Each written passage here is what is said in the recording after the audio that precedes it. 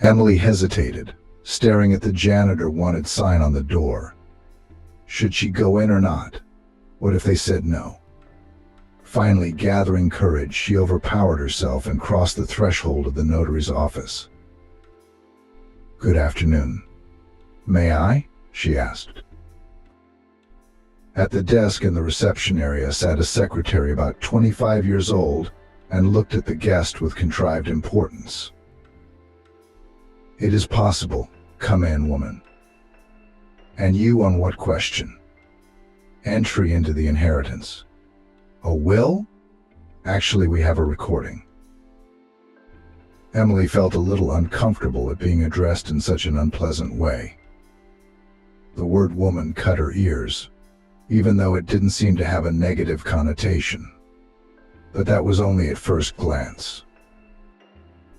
God, do I really look that bad? I'm only 30. Emily's mind raced. However, she had no time to think about it now, and she moved on to the purpose of the visit. "I'm sorry, but I'm just here because of an aide. Do you still need a cleaner?"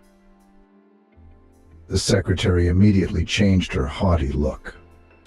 In front of her was a cup of fragrant, steaming coffee and a tray of fresh cinnamon and vanilla buns. Emily recognized it immediately, since she spent a lot of time at the stove, but the secretary clearly had nothing to do with baking.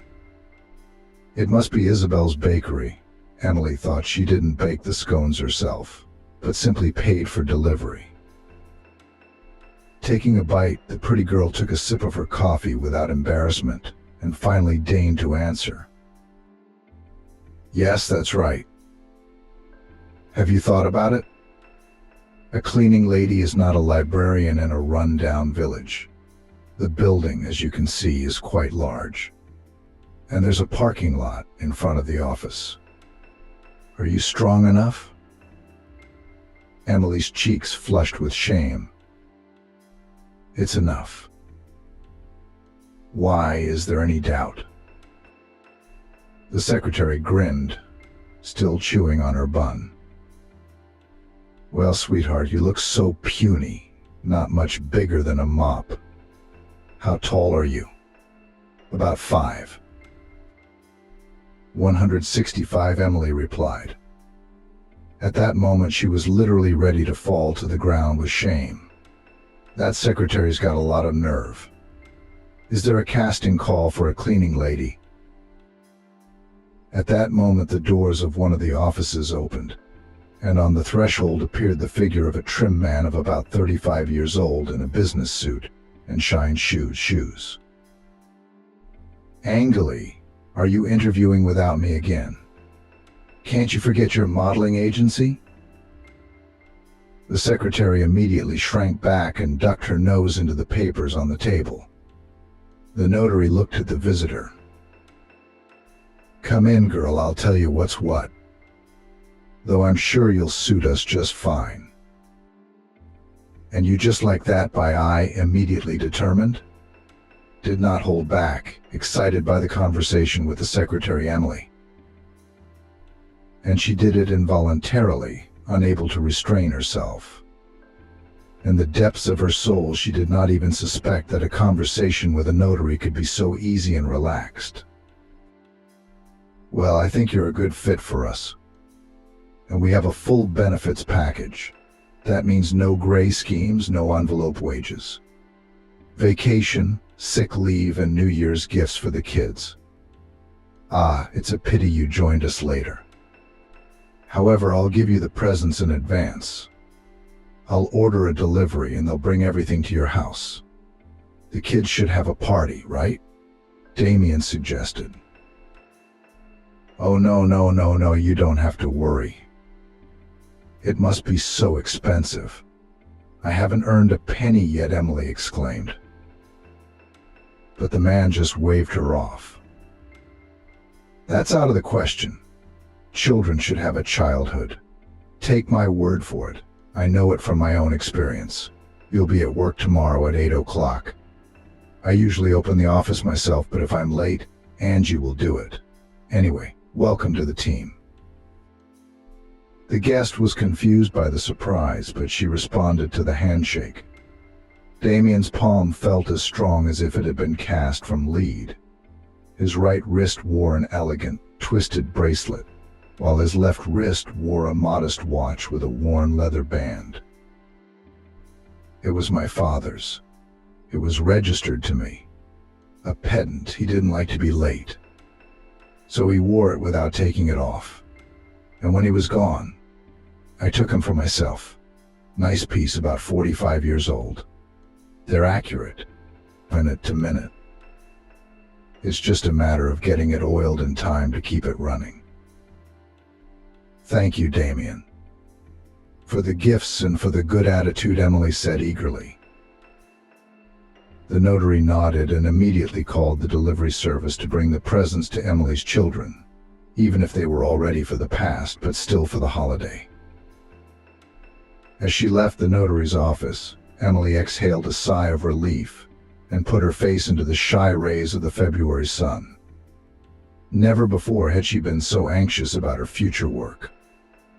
After the recent snowstorm, there was a thaw, and everything around her was floating and melting. It seemed that winter was crying bitter tears, giving way to the beautiful spring. The birds sang on her soul. 3 days ago, she sat with suitcases at the station and did not know where to hide. And now she had found a rented place and a job. So what if she had to live in an old outbuilding next door to her sweet grandmother? And the job was hardly a dream job. But that's not the main thing. After all, what could be better than the happiness of your children? And they loved it in the city. Matthew, Darcy, and Alex looked at the passers-by and the signs in the windows, the large apartment buildings, and the endless traffic that fed the main artery of the city.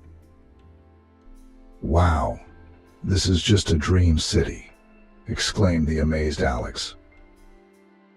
"Do you realize why we have been living in the village all this time? Why didn't we move to the city right away?" Matthew asked with obvious disapproval. Emily looked at the kids with a smile. "Wow, you're fast. What Daddy and I had enough money for, we bought. Do you think I wouldn't want to live in the city?" "Come on, Mom, they're kidding. It was nice in the village, too. The nature there was so nice. And they had hedgehogs in the yard at night. I'm sure that won't happen here." "The hedgehogs would be a pancake in no time," said Darcy, judiciously. Remembering her daughter's answer, Emily couldn't help smiling. It was not for nothing, after all, that she had lived in the world and been blessed with such beautiful babies. Bringing to her new home, Emily involuntarily recalled the day when her life in the village changed once and for all. And it happened just a week ago, when the neighborhood had been caught in a snowstorm. A February morning. Emily woke up earlier than usual. The blizzard raged outside her window and threw snow at the window, making her shudder every time she thought their little house would fall apart in another gust of wind. "Look at the way it's blowing. Why didn't I go to the store yesterday? I was lazy. And now, here we are," Emily thought sadly. The young mother's heart knew how to love infinitely, sharing love equally among all the children. Every morning Emily woke up thinking about her family and her babies. The house had gotten cold overnight, and Emily had to get up and put a few logs in the fireplace to bring the heat back in. It was a good thing that they didn't do anything idle in the summer. Some of the woods they'd gathered themselves. Some they'd bought. Though it was still necessary to save money, only the furnace was notable for its enviable voracity and burned wood without measure. Thanks to the hot fire in the stove and the heat from the stove, Emily realized she couldn't sleep. She got up and, after making the bed, headed for the kitchen. Sleep no more, but breakfast needs to be made for the kids. Stop yawning and rubbing your eyes.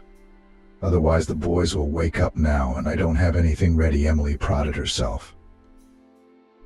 Blindly she flicked the light switch and the kitchen was instantly flooded with dim yellow light.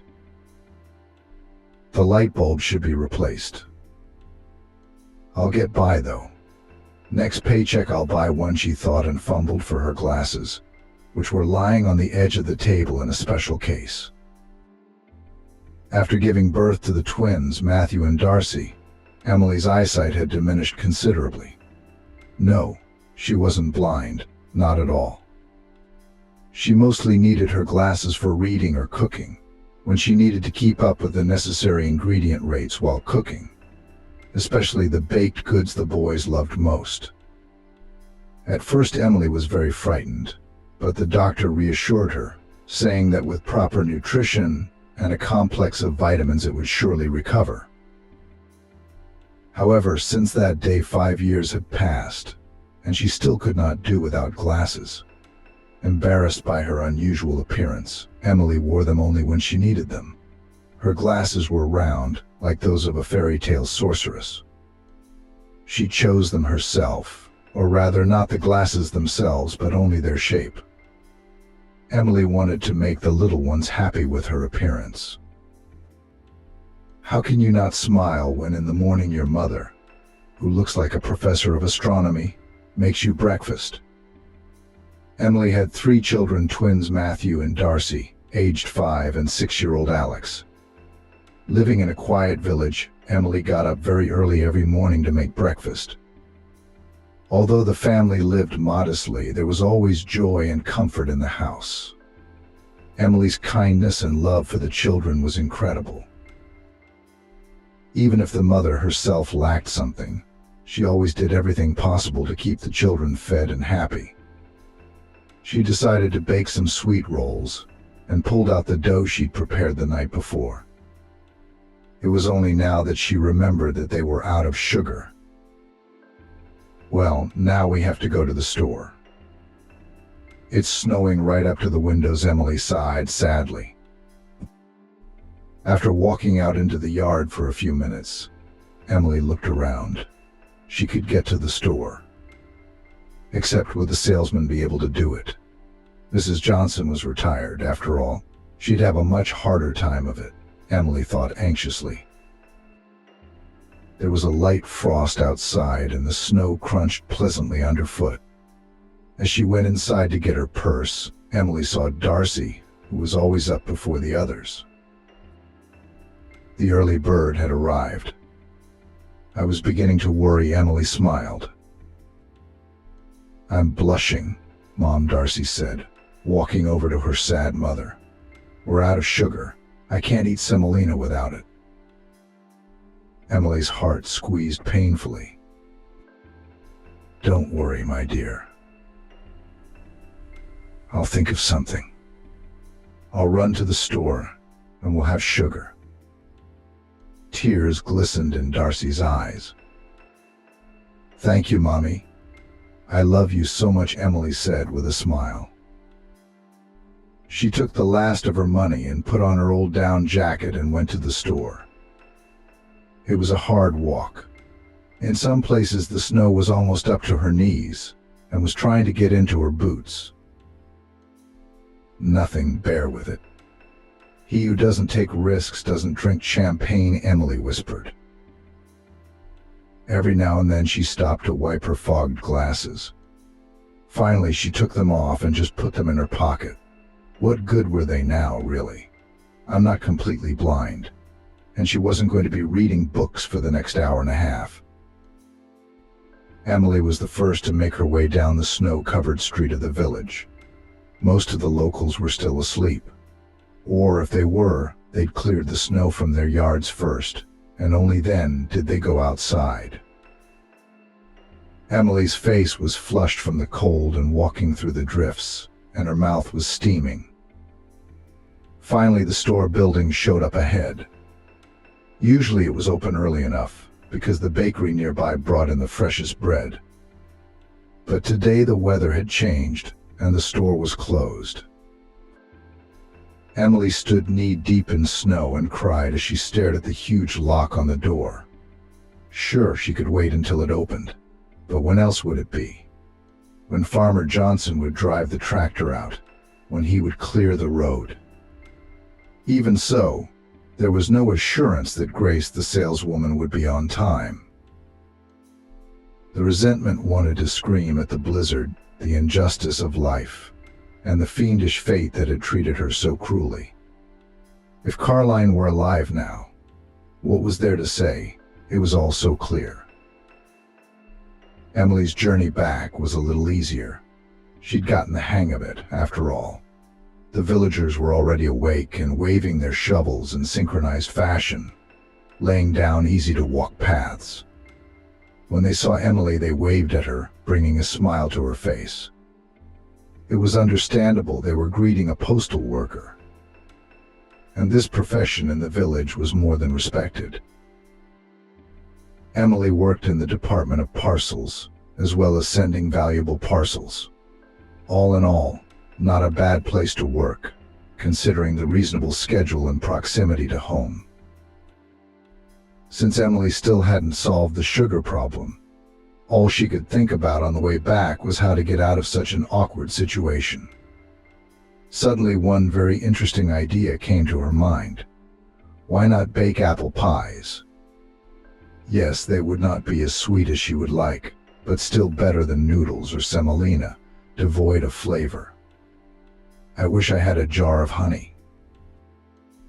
Emily liked this idea so much that she involuntarily increased her pace. They had a few apples left over from the fall harvest. When she entered the house, she threw off her down jacket and boots, and then got to work.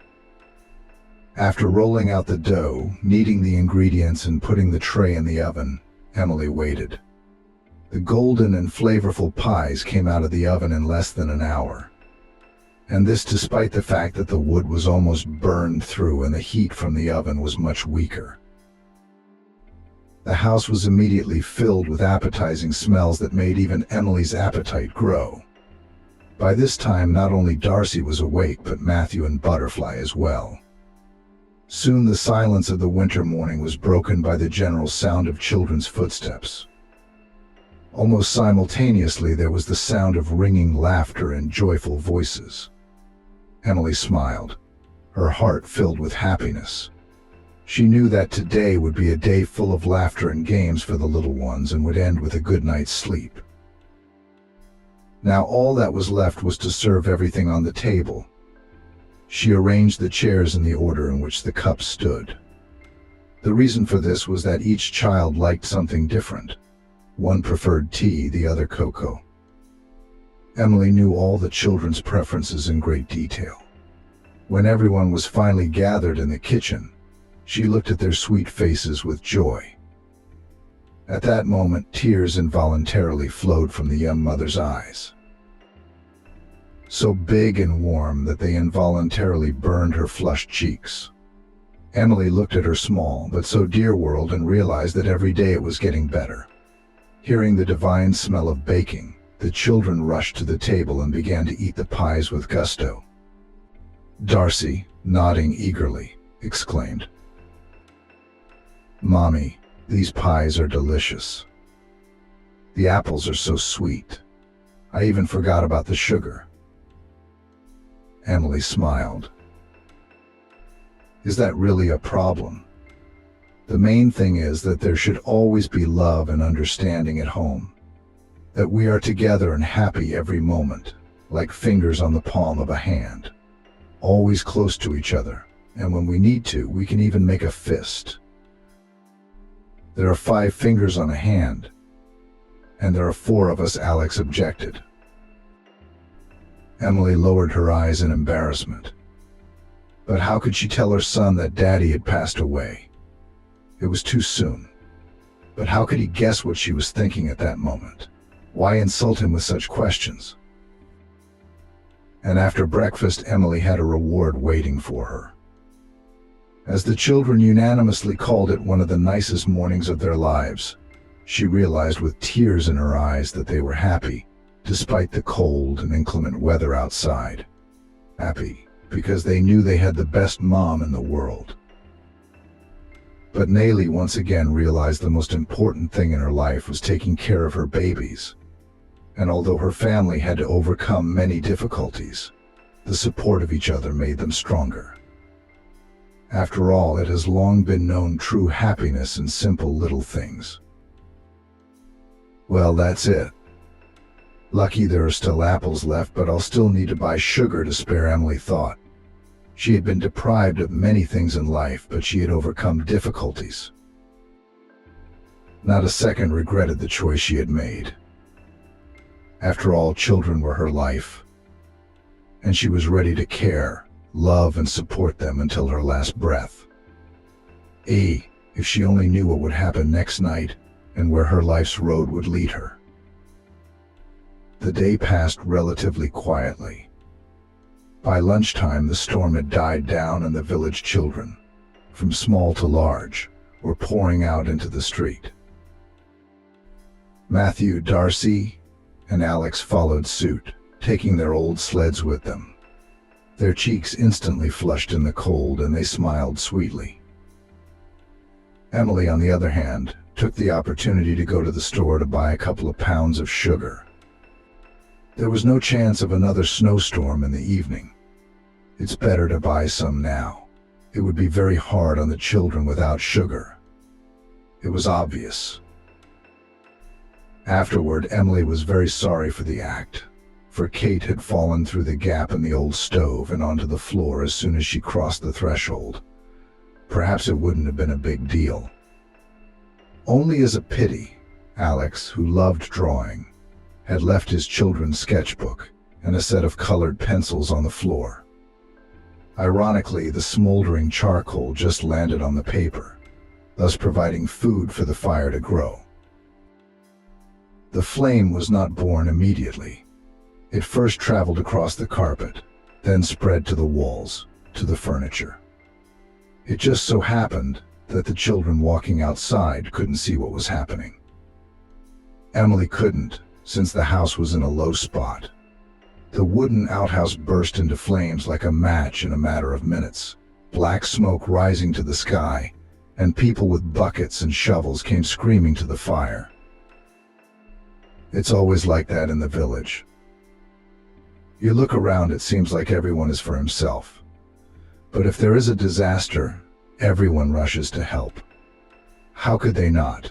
Everyone in the village knows each other from childhood. And they knew Emily's dead husband too. But that didn't help anyone. It was someone else's fault. An SUV driver crushed the cab of his old truck like it was cardboard instead of iron. All the airbags in the foreign car deployed. The driver got off with bruises, and Caroline was just standing by the cab, wiping the mirror with a rag. Always liked cleanliness, so he paid the price. If he'd stayed in the cab, maybe he'd have survived. But this way, no way. The EMTs who arrived on the scene where all they could do was throw up their hands. From that day on, Emily was widowed. Residents of the village, as they could, tried to help the unfortunate woman, who brought her root vegetables, who brought potatoes from the vegetable garden or clothes for the children. Of course, Emily was happy about that too. The wages at the post office were small. It was the closest to the exit of most of the classrooms, and was not a danger to the burned-out children. Emily didn't sleep that night, thinking about how to move on with her life. She'd dreamed of moving to the city before, but she couldn't. It was one thing or another. And now fate had told her to try her luck in a new place. Maybe this wasn't the end, but only the beginning. She was brought out of her reverie by a strange sound that resonated with the noise of passing cars. At first, Emily didn't immediately realize where it was coming from, but when she listened more closely, she realized that the sound was coming from the town square. Emily walked closer and almost immediately saw a crowd gathered around the street musician. It was a man in his 70s, maybe more. Emily couldn't be more specific. Age was a deceiving thing. Things happen. An elderly musician with a violin stood on the corner of the square, surrounded by passers-by who admired his playing. His gray hair fluttered in the wind, poking out from under his old hat. Emily came even closer, attracted by the sound of the divine music, and froze in indecision. Most remarkable were the musician's eyes, which radiated warmth for those around him and passion for the music. He wore an old coat covered with dust and patches, old pants and the same shabby shoes. The elderly musician held the violin with tenderness and respect, as if it were his old and faithful friend, with whom he had passed through many trials and obstacles. When the stranger held the bow, it glided lightly across the strings like a sailboat on a wave of sound. The melody that the old man created was filled with deep emotion and warmth, making the hearts of passers-by swoon with amazement and recall long-forgotten pleasant moments. For some inexplicable reason, the music made Emily freeze in place, as if she had become a sturdy tin soldier in an instant. Meanwhile, a crowd of people had gathered around, each of whom found something different, special, unique in the music. One heard in it a longing for lost love, another the joy of a new day, and the third, the hope for a bright future. God, what a talent! And why does he play on the street and not in a concert hall? Whispered someone next to Emily. What do you mean? Why? You're just like a little girl, really. He's a vagrant, said someone else. He's not a vagrant. He's not a tramp. If he is, then where's his box of money? No, it's something else, said a third. Emily smiled and, not wanting to take part in the conversation, turned her gaze back to the musician. The sound of his violin traveled across the square like a wave, reminding everyone of the power of art to warm and melt the ice in even the coldest heart. The street musician looked at his audience with gratitude and love. He seemed to know ahead of time that his music brought joy and comfort, and his violin was just a bridge to the heart of everyone who stopped to listen. A tear rolled slowly down Emily's cheek. How good he is after all. And the music is unparalleled, she couldn't help herself. Emily reached into her pocket and pulled out some money. She had no sooner taken out the small bill she intended to give to the old artist than a huge shaggy dog flew past her like a whirlwind. "Oh, Charlie, is that you, my friend? How glad I am to see you," said the man in a low voice. In response, the dog began to jump up and lick his master from head to toe. All right. That's enough of that already. It's good to see me, knowing that while I was playing the violin, you were chasing pigeons in the square. Weren't you? I can see it in your eyes." The musician smiled involuntarily. The audience had already dispersed, and Emily could freely approach and give the money. Seeing the bill clutched in Emily's fingers, the musician shook his head. "I'm sorry, dear lady, I won't take that money from you. The thing is, I play for free for my soul, and for Charlie, of course, and he's a naughty boy." Emily lowered her eyes in embarrassment. "I'm sorry, I didn't mean to offend you." "Oh, really, what offense? Take my word for it. I'm too old to take offense at anyone but myself," the man replied. As if to confirm his words, the dog barked loudly. At that moment, the man seemed especially haggard. His hands trembled and his eyes were filled with an unbearable sadness. Emily asked quietly, "What is the matter with you? Are you unwell? Is there anything I can do to help you?" The musician looked up at her tiredly and, smiling slightly, stroked his dog. "Sweet girl, I have very little time left. I am terminally ill. It just so happens that Violin and Charlie have become my only family for many years. I beg you, if you can, to take Charlie in with you. He needs warmth and care. Keep the violin in memory of the old man who once attracted you with his playing." Only now did Emily feel the pain in the elderly artist's words and the helplessness of his situation. Tears sprang from her eyes. She had told him, without wanting to, everything that had happened to her in the last few days. He listened in silence, carefully considering every word Emily said. Frankly, the man understood Emily's need to talk, and he took her words seriously. "Oh, you've had it in life, sweetheart. If you can't have Charlie, don't feel bad. I'll understand. The old man's not quite out of his mind yet. My name's Block Wargrave, actually. Music is everything to me, though I've spent my precious years doing something else entirely. Now in my old age, you can't make me play in the big halls. But for my soul, I really want to play with feeling," he said. Emily's eyes were still glistening with tears. Embracing the musician's trembling hands in her own, she said quietly, "You have my word. I'll take Charlie and take care of him as my friend. It's true I'm renting, but the landlady was just saying she's looking for a dog for the yard, and I'll keep your violin safe and sound. I dreamed of learning to play the violin or piano as a child, but I never learned." The elderly man suddenly became emotional and pressed the case to his chest, as if saying goodbye to a piece of himself.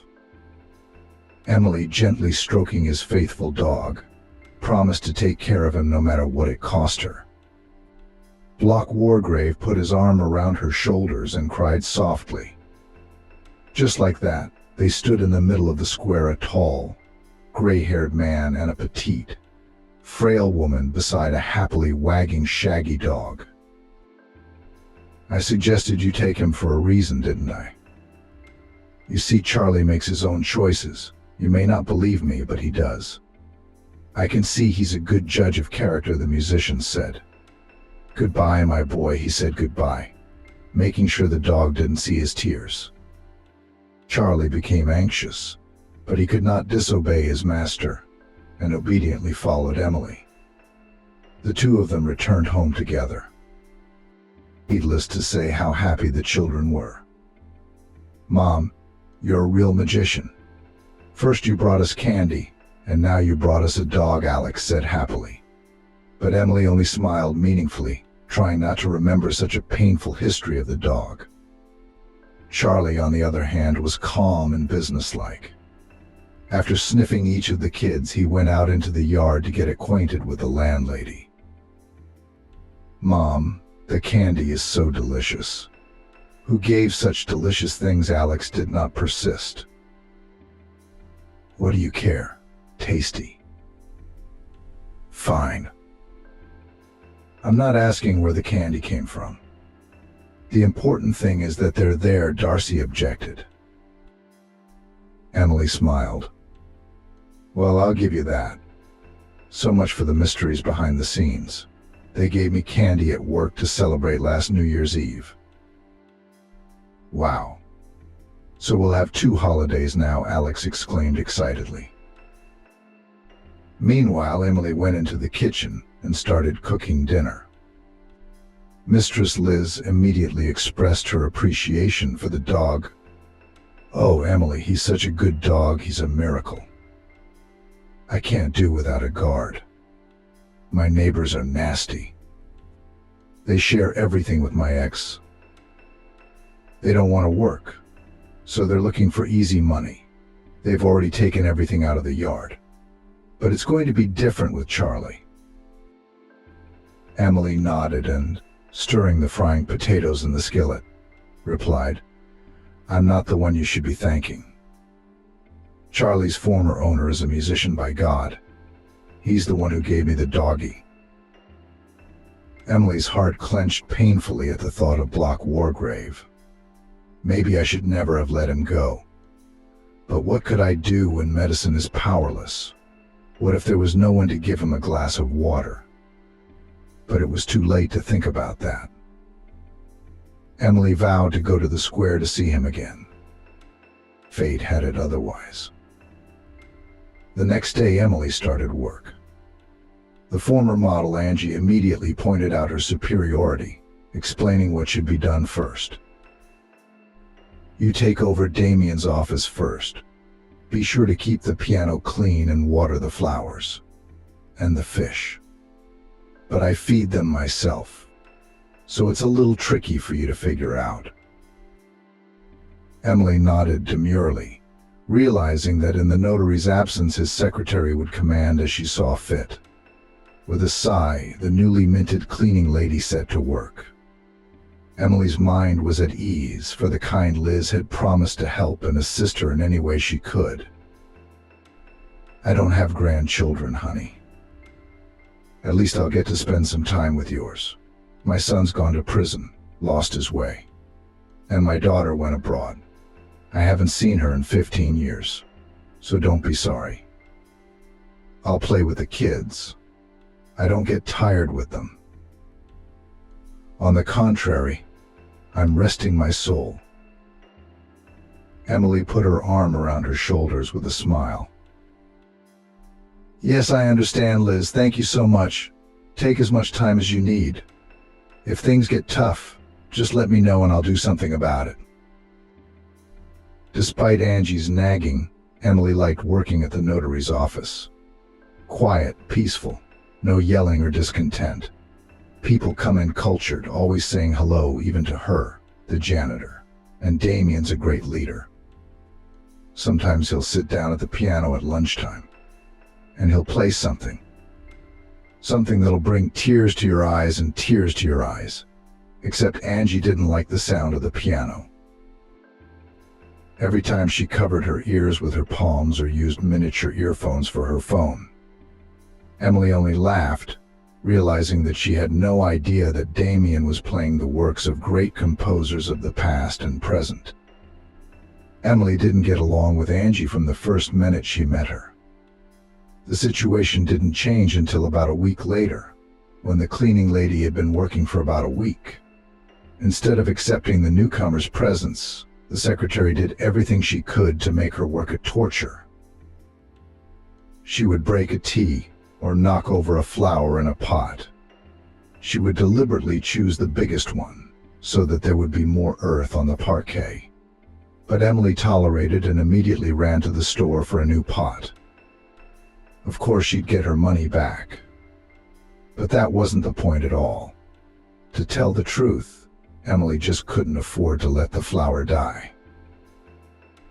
But how could it be so beautiful?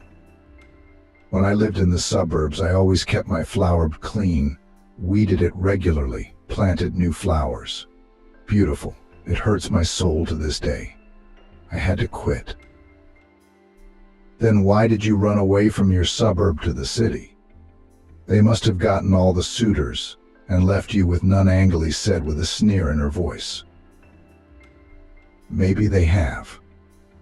But that's not for you to judge. You're not that far behind me, Emily said. Angley bit her lip resentfully. She knows where to hit, she thought. But that's okay. We'll see who's who. Of course, she didn't say it out loud, but smirked meaningfully.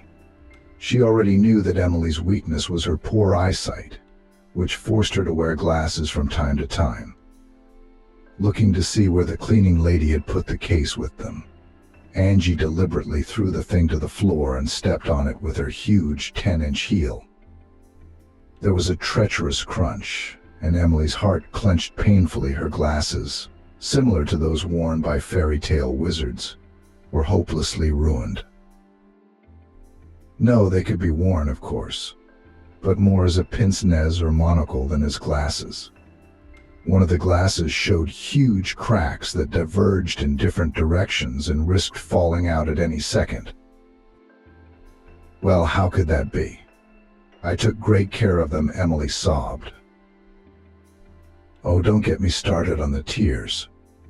She did, didn't she? If she had, she wouldn't have thrown them around. They're expensive. You'll buy them. It's no big loss, Angley said with a nonchalant look.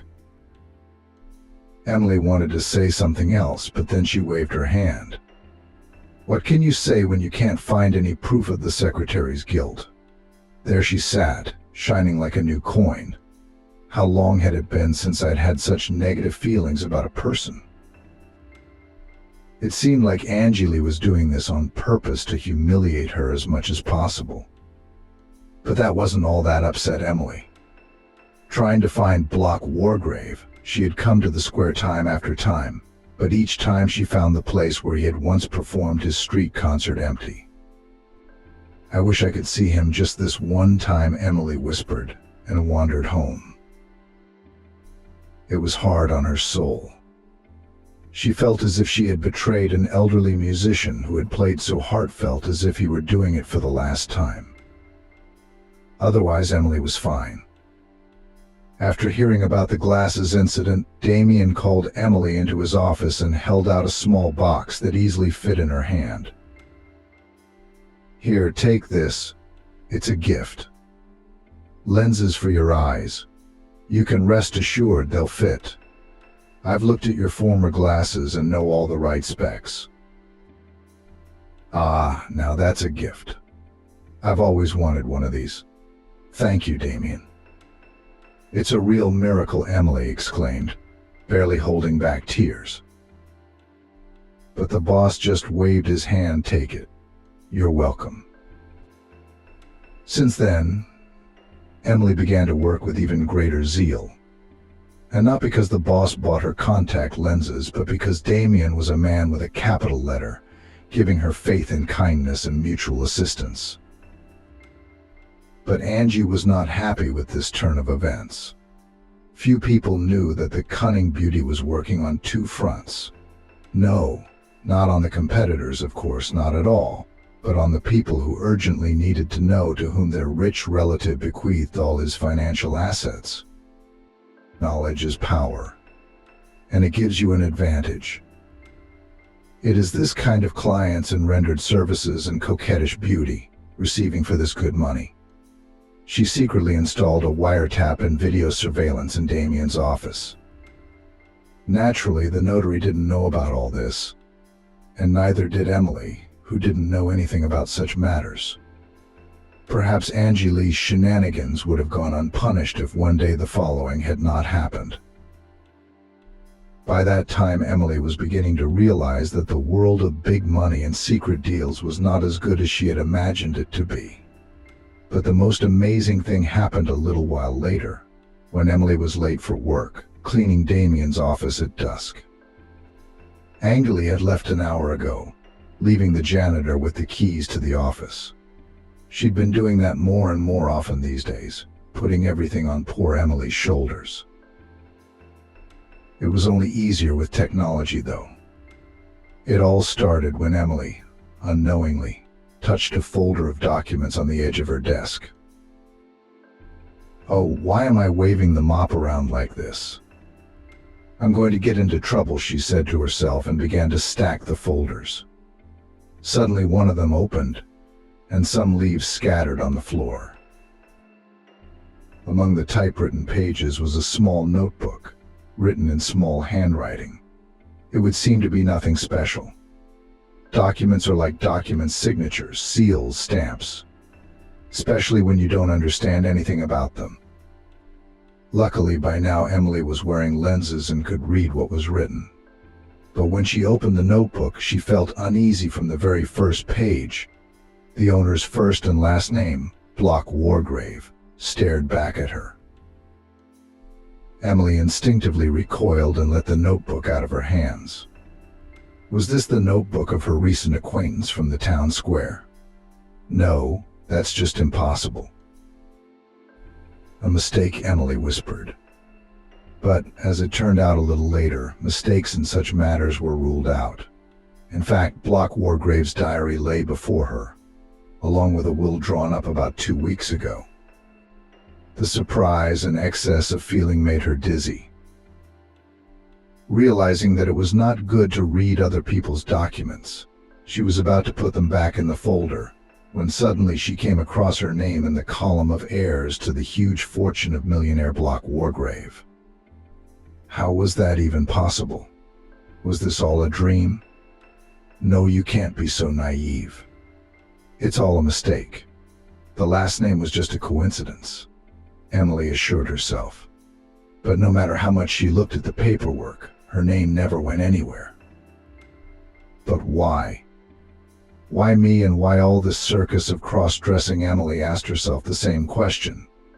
Eventually, tired of guessing, she opened the diary and ran her eyes over a few pages. The will, however, was even more shocking and unexpected. It stated that Block Wargrave, single and childless, would leave his fortune to Emily, who had done her best to provide for her children. Emily read and could not believe her eyes. Her hands trembled with a mixed feeling of delight and amazement. This virtually unknown man, whom she thought was a traveling musician, had made her his heiress. Emily involuntarily began to read on, and with each successive sentence her amazement grew. The wealth that Block Wargrave had left her was simply enormous. It was nothing she could have dreamed of. And now she was a wealthy heiress. Although, despite all of this, she felt a kind of confusion that had arisen in her heart just a short while ago. Despite the huge inheritance, she didn't want to give up any of her children and risk their future for the sake of a large sum in her bank account. What if this was some kind of trap? And now her family would be in danger. What was written in the diary shocked her to the core. As it turned out from the story of Block Wargrave, in his early youth, he worked as a singing teacher in one of the schools in the village. He came there on assignment and taught music and music notation to the village boys. In a small village, where life flowed in its own quiet way, Block was the embodiment of a true teacher. Every day, devoting himself to teaching boys and girls, he passed on to them his knowledge gained at the School of Music. As it turned out, taught Block Wargrave and Emily's mother, Grace. True, then the girl was still small and almost did not remember her teacher. But who remembered? Unfortunately, Block's career did not go right away because of the conflict with the school principal. After working for 3 years, he returned to the city, where he plunged into the complicated world of the then nascent business. A lot had to go through a young teacher before he was able to achieve status and financial independence. But only the passion for music did not go anywhere. On the contrary, it became even stronger, making him yearn more and more for bygone times. It so happened that Block's family did not work out, and for most of his life he was a bachelor. About a year ago, the businessman learned that he was terminally ill. The doctors were very frank. They didn't hide the truth. They told it like it is. That rarely happens. And Block Wargrave appreciated sincerity. Since then, he's been doing a lot of good deeds. Acting as a street musician, however, unlike his fellow musicians, he did not take money as payment. On the contrary, he gave it to those who needed it. No one could understand Block Wargrave's motives. And he just lived, enjoyed his music, and raised a dog that was destined to be an orphan. And recently, in a conversation with Emily, learned that his favorite village school, where he began his life's journey, will be closed due to lack of funding and emergency condition. This news hurt the businessman in his heart. After all, it was the place where many generations received the necessary knowledge that could be useful to them in life. As a former teacher, Block Wargrave realized that without a school, the village would lose its soul. That's when the businessman decided to use his inheritance for a good cause, large-scale reconstruction of the school, and help a large family, Emily, whose mother he once taught music in elementary school. All of this was spelled out in the will, which had come to her attention. Rereading it over and over, Emily cried and couldn't believe her eyes. God, are there really people like that out there? Help me rebuild the school. What's he going to keep for himself? The answer was obvious. Block Wargrave was leaving a legacy. At that moment, footsteps sounded behind her. Emily turned sharply and saw her boss behind her. "I'm sorry, Damien, it's not what you thought at all.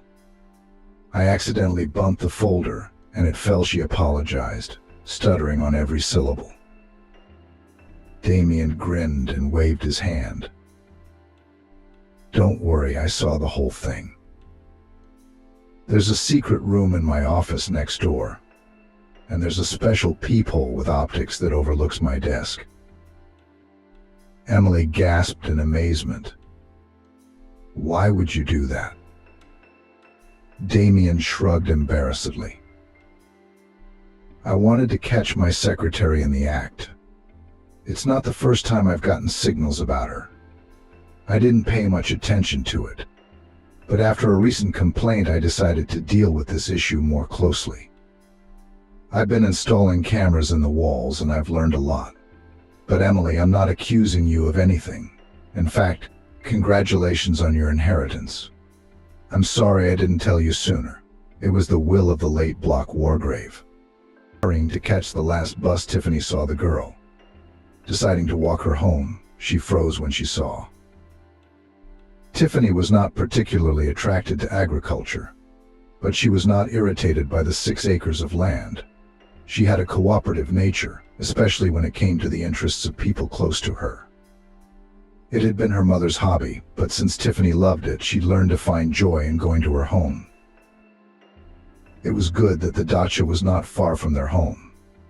If you go light, it was quite possible to get there in half an hour, for example, on a weekend in the summer. In the morning grip, it was even pleasant to make a walk. However, it was not necessary to make a march. Public transportation came to the rescue. A surprisingly long bus route ran past the massif, connecting the railroad station with a large factory almost on the border of the city. Such a neighborhood turned out to be very fortunate. After all, in a sense, the modest plot, which in the past years had been particularly difficult for the whole country and their family in particular, became a real salvation. Whether it was so coincidental, or whether the quarrel between Mom and Dad was a consequence of the events that took place, but only the man filed for divorce. All his numerous relatives, who used to often go to them on occasion, and what is much more often, without reason, as if completely forgot the way to the hospitable apartment of Tiffany grandparents. The girl once overheard a conversation between adults and realized that her father is not only that the car and garage for himself left behind, so also part of the other property would not mind to get. Only failed dacha and apartment allocated to the grandmother. So after the divorce, greedy former tongue did not get a centimeter. The offended man paid a tiny alimony, and with Tiffany meetings did not look for meetings, crossed out of his life, as if he did not have a daughter. The girl was unpleasant, right up to tears, but she realized that her sobs upset her loved ones, so she carefully hid her sadness. The family had shrunk dramatically to Tiffany, her mom, and Peter's grandparents.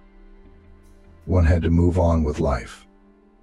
Visiting the fazenda and struggling to harvest crops were perhaps the most effective ways of coping.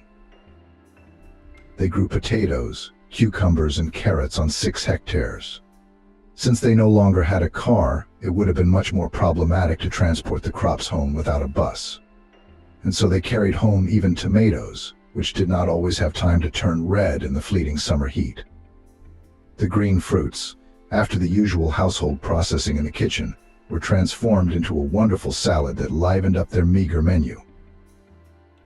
Under the guidance of her grandmother Maggie and her mother, the very young Tiffany peeled the carrots required by the recipe and hummed a simple song about the evergreen tomato and the magical land of lemonade. Thinking back, the woman marveled at the optimism of the adults in her family. They showed it even in their darkest moments. Soon after Tiffany's father divorced her mother, there was such a sad period when there was no money in the house at all. The father completely, including child support, disappeared from his daughter's life a few years after the divorce. The grandparents and mom worked at the same factory. And there, as luck would have it, wages were delayed, severely delayed. After a few months, the money from the modest savings melted away. Tiffany realized that her relatives were protecting her, trying to shield her from excessive involvement in adult problems. However, it was impossible to ignore the fact that store-bought sweets and even her favorite cheap sausage, which turned into a bizarre funnel after cooking, were almost absent from the table. In an effort to be helpful, Tiffany ran around the neighborhood, collecting bottles in a bag sewn by her grandmother. Then the girl turned in fines, because for clean glassware in the reception center paid a little more, and bought home bread or something else necessary. For a short period there were problems with transportation. Buses stopped following the schedule because their number on the line was drastically reduced. As a result, it became almost impossible to squeeze into the cabin with bags, so Grandpa Peter designed two handy maneuverable bag carts. The one that was larger in capacity, the man most often drove himself, and when for some reason could not go to the dacha, always warned. "Girls, how will you go home from the farm? Take a cart and load these." The smaller cart was usually driven by Nina, Tiffany's mom. And when the load was not too heavy, she entrusted it to her daughter. In this way, together and supporting each other, they overcame all difficulties. By the time Tiffany got her passport, she had become disillusioned with almost everything male, and taking her mom's maiden name, became Lucina after her grandfather Peter. He alone was a real pillar in their little family.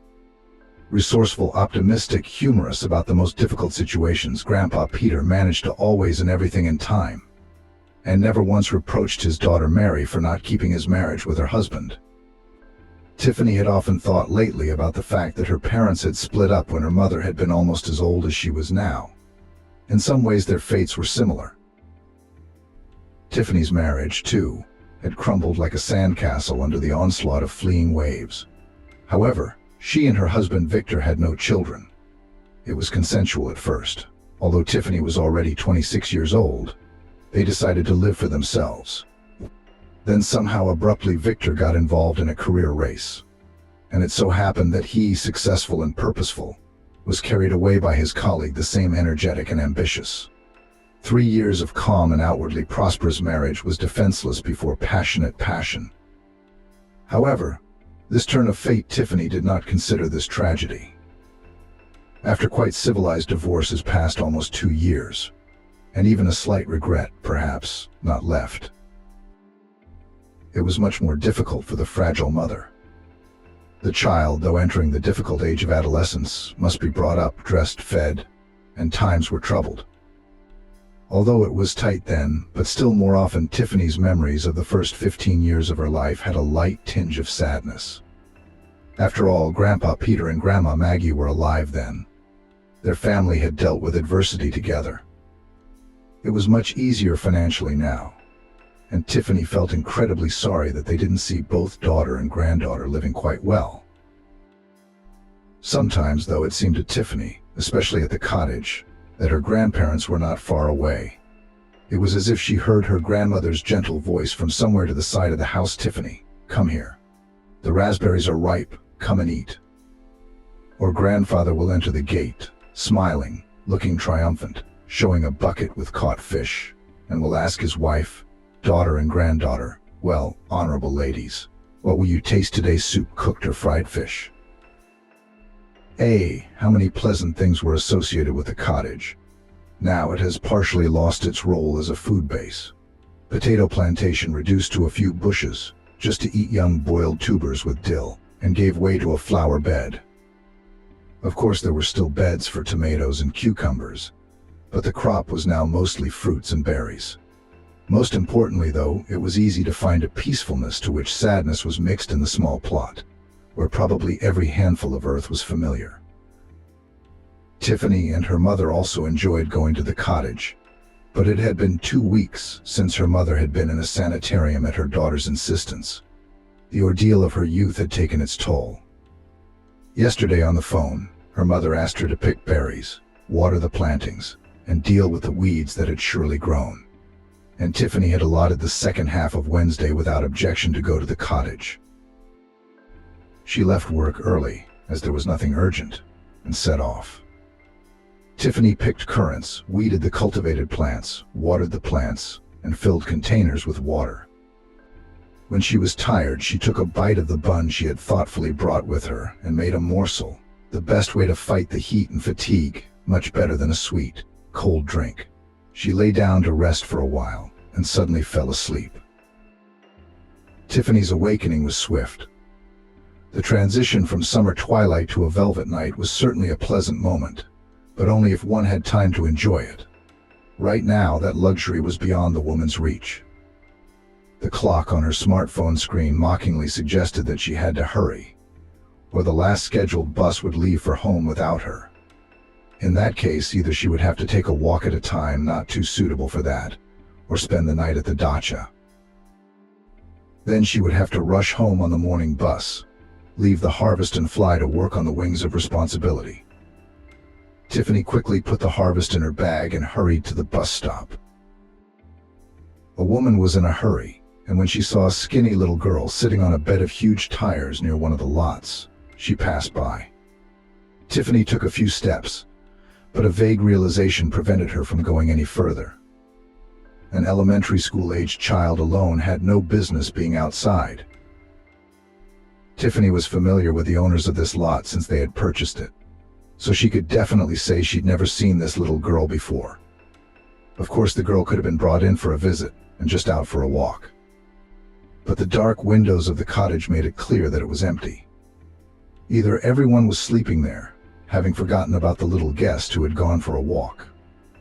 The second assumption was obviously ridiculous, so she was unlikely to have anything to do with the owners of the plot near which she had settled. Even in the not very bright light of the lanterns that chased the darkness out of the cottage, the girl's unhappy look indicated that she had been caught up in some difficult life situation. Of course, Tiffany became alarmed. Could this supposedly chance encounter be part of some scam? She'd recently read a story on the internet on her way home from work about a man who'd almost gotten into a lot of trouble because of his helpfulness, and had only miraculously escaped from a trap set by criminals. No, the woman firmly rejected suspicions of the girl's involvement in fraud. Of course, the possibility of criminal background of her appearance in the dacha remained, and Tiffany's intuition was screaming, "This little stranger needs help." Mentally brushing aside her fears, the woman turned and asked, "Are you expecting someone, or are you lost?" The girl shuddered and said, "Excuse me, but I need help. I went into the bus. There were a lot of people. I wanted to pay the fare. I didn't have my wallet in my bag." Here's the revised text with the sequel. "I had my school pass and money in there. They even took out my cell phone," the girl continued. "It's a simple push-button phone, but it still hurt. I tried to explain to the conductor that I must have had all my valuables taken from me in the crowd. She got mad and told me to walk. So here I am, walking to the dachas. I turned around to wait out the heat. Tried to ask for money, but no one will give me any."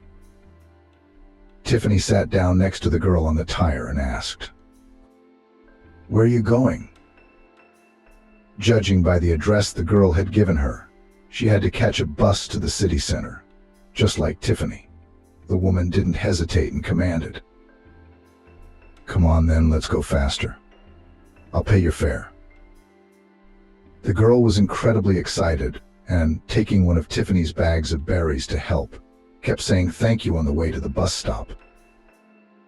Soon the woman and the girl were already sitting in the stuffy salon, and the stranger asked, "You me please, your phone number dictate. I'll memorize it and return it to you later." Tiffany looked closely at her companion. Her initial assumption that she was about 7 years old had been wrong. She was clearly older by her judgment, the way she constructed her phrases. The woman smiled. "Don't worry, I won't be poor. What's your name, girl?" "Janie," she introduced herself. "Nice to meet you." "I'm Tiffany." "Well, we meet again. Maybe we should let your family know that you're okay and that you're on your way home." Janie lowered her head and confessed, "Thanks. but I don't remember my mom's phone number by heart. The woman noticed that her companion, apparently tired from the day's worries, was falling into and out of sleep, and she put her shoulder to her. "Don't be shy, rest. I'll wake you up before you stop." The girl, desperately holding back a yawn, asked again, "Do you have farther to go?" Tiffany nodded. She didn't want to make the girl feel uncomfortable by explaining that she had decided to walk her straight home and hand her over to her relatives. The central city neighborhood where Auberine was headed was too dubious. There, old houses growing into the ground, neighbored with new high-rises, and the tenants, according to media reports, were being resettled in improved neighborhoods. The townspeople, of course, understood that the former residents of the center found themselves literally on the outskirts, and the most intransigent were simply squeezed out by unfavorable circumstances to an unprofitable resettlement. Wooden houses regularly flared up like matches, making room with minimal cost to the developers. Occasionally, as she drove by, Tiffany noticed that many of the buildings were vacant, or more likely were havens for antisocial elements and hooligans. Of course, the woman was uneasy, but it was unwise to walk the streets of the neighborhood with a girl at this late hour. Auberine trustingly nestled into the shoulder of her unexpected patroness as she passed her bus stop. Tiffany sighed, realizing it would be a while before she could return home because of her good gusto. After sending her mom a text message saying goodnight, she thought about everything and nothing. Thoughts about work were replaced by thoughts about the need to arrange her personal life, and then switched to thoughts that by Friday, with the established heat, planting at the dacha would be difficult. Finally, the bus brought Tiffany and Auberine to their desired stop. After a short walk down a nearly unlit street, the girls stopped at a ramshackle cottage. Before Auberine could even get the key out, the door swung open. A woman in a stretchy t-shirt and tight shorts and bicycle shorts came out and started yelling. "What are you doing, Auberine? Where's the money your father gave you? I called him and I know you left him, and I thought you'd run away after you'd made a fortune. I thought I'd put out a bolo." Behind the shrieking woman came a group of skinny children, a girl about the same age as Auberine, a boy a little younger, and a tiny little girl who crawled after the older ones. Auberine began to ramble on and on about the situation she was in. Tiffany froze, unable to say anything or even move. Dumbfounded by what she saw, Tiffany wanted to turn around and walk away, but her legs felt like they were stuck to the pavement. The woman shouting at Auberine was very familiar to her. It was her former best friend, and now nemesis Laurel Gordieva. Years ago, she had separated Tiffany from Damien, her first strong love. Now, from the height of her age, Tiffany realized she shouldn't have shared personal secrets with Laurel. But back then, at the tender age of 16, she believed in an unbreakable friendship and was embarrassed to discuss sensitive topics with her mother and grandmother. Laurel learned from Tiffany herself that Damien insisted on intimacy, arguing that they would definitely get married when his beloved turned 18. So what did it matter when they became intimate? Tiffany was almost in agreement. The guy's arguments seemed convincing, and she was ready to forget the moral principles instilled by her older relatives. She kept humming the naive popular song about the airplane in love, the lines of which accurately described her story, "I love you, Damien." Tiffany wanted a guy who didn't doubt her feelings. The only hitch was wanting to make the first time something special, which made the preparations take longer. But while she doubted and planned, Laurel acted. As a result, a little embarrassed, Damien, who came to the date, announced to Tiffany that he was dumping her. "Understand, it's not about you. You're a great person, and you'll easily find your happiness." He said something else in the same vein, but the girl didn't seem to hear. Then she turned and ran, not noticing the puddles under her feet. Of course, Tiffany rushed to Laurel, hoping for support and advice on how to get her boyfriend back. But instead of sympathy, she heard the hard truth. Tiffany remembered Laurel telling her, "Tiffany, Damien and I are together now. I happen to be expecting a child with him. You don't take offense, okay, with that announcement?" It was as if Tiffany's entire upbringing had evaporated. She could hardly remember a tenth of what she'd said to her friend who'd become an ex-girlfriend overnight. But people who stabbed her in the back were a nightmare to forget. Luckily, Damien's father was in the military. Thanks to that, the traders hadn't been in town long. Laurel had already left with a noticeable belly on her normally slender figure to follow her lawfully wedded husband, Damien. Tiffany tried not to think about the insolent trader and the despicable friend. For a long time she kept away from the male sex, communicating only dryly and only on business, except for her mother and grandmother. "What are you looking at?" "Hey," the hostess shouted at her older children. "Matthew, take Janie to the playpen in the nursery. Put her in the playpen. Stacy, Oberon, into the kitchen now. Peel the potatoes quickly. Put the water on the fire. We'll talk to you later." "Oberon, will you pay me back for my transgression? I sent you on such an important task as an adult and you ruined it. Now you're going to sit on cards and boxes." No matter how Tiffany tried to explain to her ex-girlfriend that she had no time, that she had to go home, it was as if her words never reached Laurel. As soon as the peeled potatoes were in the boiling water, her mother shouted at her elders, "Everyone run away from here quickly. Stay in the nursery and don't make a sound. Do not prevent us from sitting and chatting." "You see," Laurel said to Tiffany, 4 kids and you have to be in charge, or there's no escape. They're not all the same age. Matthew's 14, Auburn's 12, Max is 5. And Janie will be 2 soon. They all need different kinds of supervision. The atmosphere in the kitchen wasn't very pleasant and didn't lend itself to socializing. Although Tiffany was not a spoiled, refined young lady and could easily have lived in a much smaller space, she was uncomfortable here. Dirty dishes towered in the sink and on the table. The sour odor was unpleasantly associated with a full trash can that seemed to be somewhere in the kitchen. Intercepting the gaze of the unexpected guest, the hostess explained. "From the neighboring construction site, the plumbing was damaged. So I'm waiting for them to fix it. Then I'll make the children salt and wash everything. And so, to cook and wash hands, we carry from the column from the neighboring street." Tiffany sat on the not-too-comfortable stool as if hypnotized and looked at Laurel, not understanding how she had turned from a real beauty into a hobbit Alice, a woman of the most disgraceful type. The woman laughed loudly, throwing back her head and talking excitedly.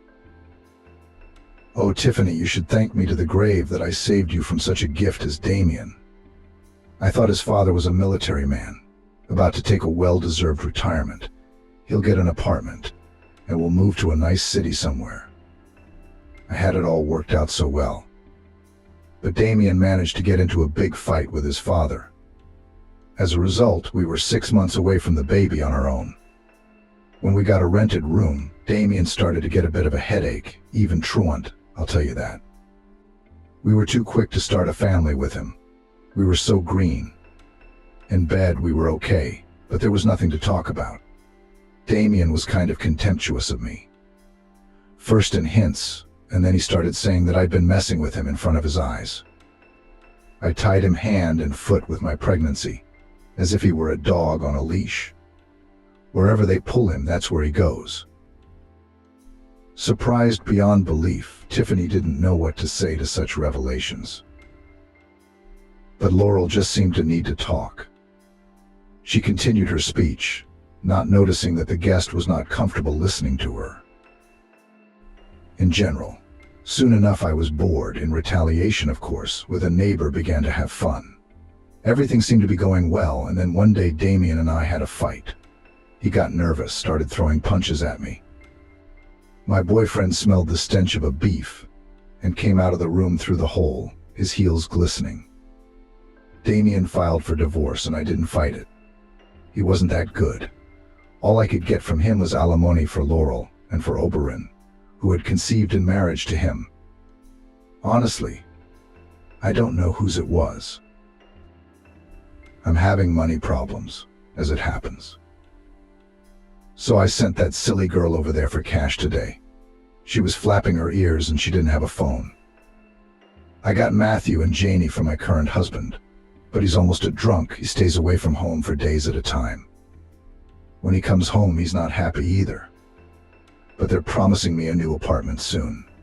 I mean, we just moved here after Damien. We came here to get some extra perks on top of the alimony. He's doing well, the bastard. Found himself a woman who got him a cushy job. The official salary, however, with the Golubkin nose, but the gray is excellent. He's happy with the amount in the envelope every month. I know because I know a friend of mine works at the same company. Anyway, Damien's always willing to help, but he's always shying away. So we have to send the girls to him. He's brain dead when they start begging him. Of course, I was too quick. I gave birth to Stacy in Auburn for free. But with Matthew, it all worked out so well. It's as if they'd made the whole maternity fund thing for him. It was a pity, of course, that it wasn't cash in hand, but at least something to get something out of the unpleasant situation, excuse me. A little benefit. Laurel looked around and saw no other clean dishes except for a tray on which stood an ornate samovar. She quickly moved it directly to the dirty floor and moved the potatoes onto the improvised plate that had been vacated. After that, with her usual deft movement, she took out disposable cups from the cupboard, obviously used many times, and splashed a murky liquid from a bottle into them. Don't be squeamish, Tiffany, it's my husband's drink. I can vouch for its quality, and it drinks like water and doesn't give you a headache in the morning, Laurel said. Let's have a little drink and you can tell me about your life, your hobbies, where you work. And I'm all about me and myself. Listen, do you have kids? You don't look like you do. You don't have a belly. I'm only 6 months older than you. You can see my figure. So what? I'm good. Without waiting for the guest's answer, Laurel confirmed. Of course I'm good. Don't think I'm not bragging, I just don't praise myself as often as I should. You should always praise yourself, you got everything on time. Look at you, Stacy's almost a bride. And I'm still young. Isn't that great? And you, Tiffany, it's time for you to have kids. A woman's clock is ticking. Before you know it, you'll be old and alone. So hurry up and find a man and have a baby, honey. Would you like me to tell Damien out the window that you need help with something so juicy? I don't think he'd say no. He'll help, and then he'll stay out of the way. The baby's yours alone, no strings attached. Otherwise his wife, Jera, would be quick to deal with him. And Damien's no fool to break up a good marriage. So, shall I call? Tiffany's heart was troubled by the advice, the dubious proposal, and the unwelcome meeting with the insolent, unscrupulous Laurel. How dare she even dare give such advice while living in almost complete disarray?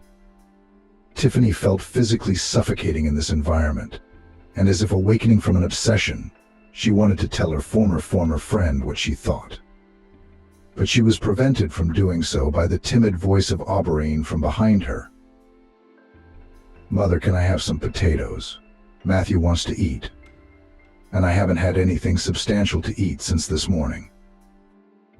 Tiffany rose from her stool, making room. Thanks for the offer, Laurel. But I really have to go. Besides, it's probably time for your kids to go to bed, too. Laurel was clearly unhappy that her youngest daughter had interrupted the party. Tiffany noticed that her former friend was barely restraining herself from being rude. Bags of harvested crops stood around the doorstep. Feeling a strange sense of pity, Tiffany pulled out the purse with her keys and wallet that was lying nearby and said, "These, Laurel, are vitamins for your children. Goodbye." The woman left the house of her former friend and, reaching the nearest tree, leaned against the trunk growing on the sidewalk. Memories surged in messy waves, filling her thoughts. How she'd hated Laurel and Damien back then, wished the worst for them. Now by chance she could see how the traders lived in poverty, but she felt no joy. I felt sorry for the children first and foremost, and I didn't feel sorry for Damien and Laurel, whom she had once thought up the most painful punishments for. Tiffany called out to the girl, catching up with her.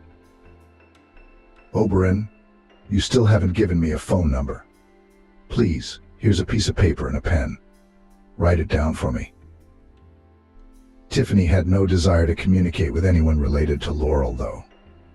She, tired and mentally drained, complied with the girl's request. Oberon smiled, flashing her white teeth in the semi-darkness, and asked, "May I, when I have a phone again, call you sometimes?" "I will." Tiffany nodded and advised, "Go home, Oberon. You've had a rough day. Eat and go to bed." The girl waved her hand and ran home. Tiffany waited until the door closed and hurried to her house. The late hour left no chance of public transportation still running on the city streets. She had to leave the neighborhood filled with construction sites and hurry to get to her own apartment so she could finally rest from the unexpected events. Surprisingly, the woman felt calm, as if a guardian angel had spread its wings over her. After reaching home and taking a shower, she went to bed. Whether because of nervous tension or because of the prolonged vacation at the cottage, but sleep did not come to Tiffany. She counted sheep and used other techniques, but nothing helped. The events of the past came back to her mind, mixing with each other. Tiffany couldn't understand if Laurel had never felt guilty about having crossed the line of decency. Of course, there was no telling how her relationship with Damien would have turned out, but there was a chance it might have been a good one.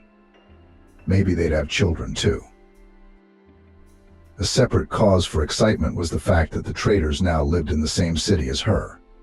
Although it was large, the likelihood of chance encounters increased.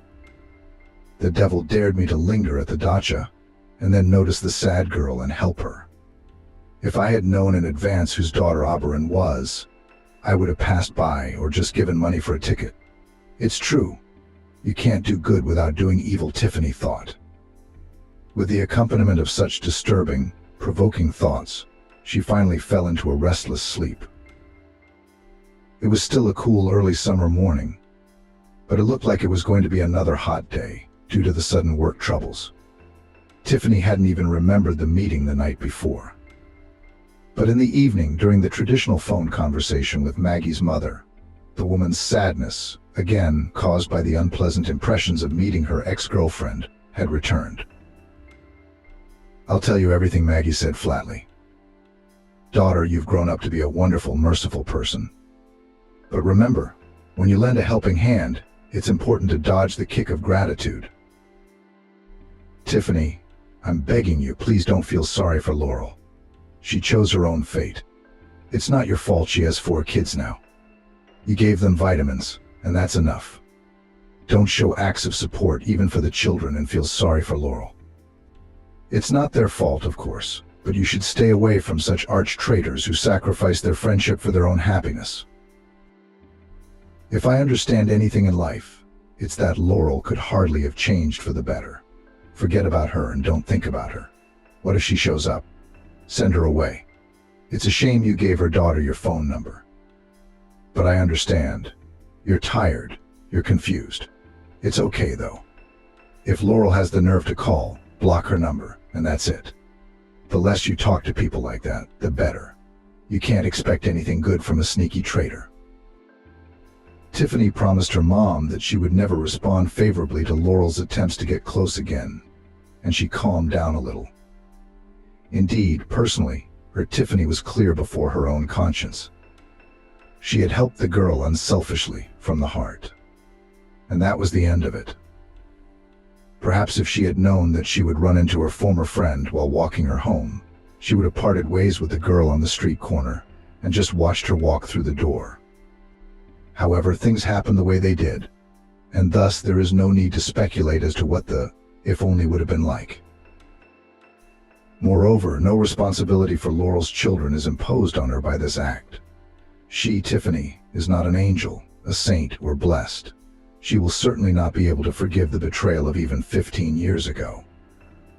Nor, of course, is she going to take revenge. No need to dirty her hands and conscience. And she is sick, to be honest. At first it was so painful that it was hard to breathe. But she had endured, survived, restored herself, pulling herself out from under the rubble of her great and bright love. Tiffany had no desire to socialize with people who had suddenly popped up out of the past.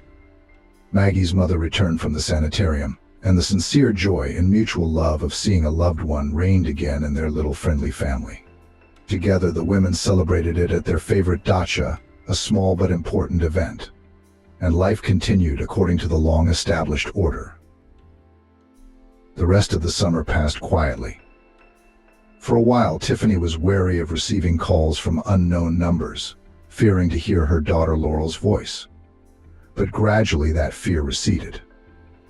The golden fall was bountiful with a bumper crop of apples, and to Tiffany's delight, neither Laurel nor Damien appeared on the horizon. It was with some trepidation that she passed by the plot where she had once met the daughter of a former friend. But in time, that feeling was a thing of the past, especially after she met Alexander. It happened not far from the bus stop.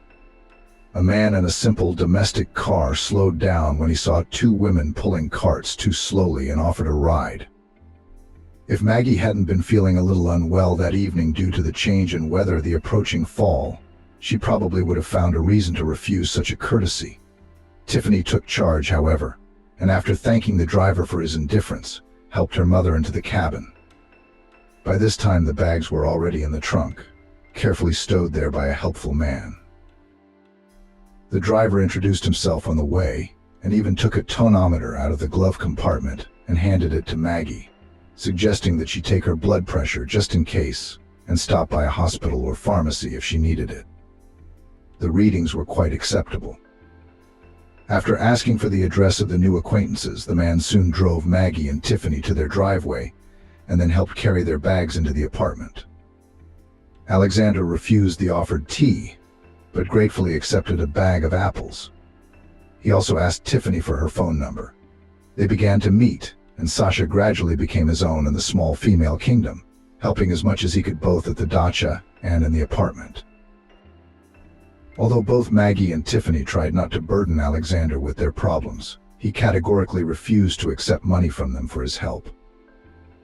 The only thing that alarmed Maggie was that the man was very sparing about himself. Alexander described his fate punctiliously, schematically, and without details. He was born in one of the republics of the former Soviet Union, and then was forced to leave there with his family. He learned to be an automobile mechanic and got a job. Then he was called up for compulsory military service, went to a hot spot.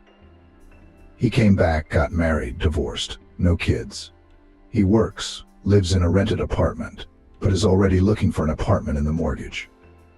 When Alexander was asked about his relatives, he shut up and asked to give him time to talk about everything himself when he was ready. Thus Tiffany, not limited in her fantasies, decided that Alexander had some tragedy in his past that was still painful and difficult for him to remember. Maggie felt a slight distrust of her new acquaintance. Too easily he found common ground with her daughter. Alexander liked the same music and movies as Tiffany. He could easily continue a sentence she started, and often fully agreed with any of her opinions. The man didn't force things, but he also became more and more firmly established in Tiffany's life. It got to the point where he drove her to work, brought her home, drove her to and from the cottage. At first, Maggie accepted the man favorably, but gradually her gratitude for his help was replaced by wariness. Too impeccable he seemed to her. Alexander was overly polite, always tidy, and without the slightest sign of having worked in a car repair shop. Never had she seen signs of repair on his hands like her ex-husband's, and his desire to constantly monitor Tiffany's movements was disturbing. One day Maggie decided to share her suspicions with her daughter. "Tiffany, you listen to me calmly. Some too flawless, this Alexander. Everything seems smooth and smooth and smooth, but think about it. When does he manage to work, if almost personal driver for you, and on a voluntary basis? I'm sorry, but I don't believe in altruism in today's world. I don't believe in altruism in today's world.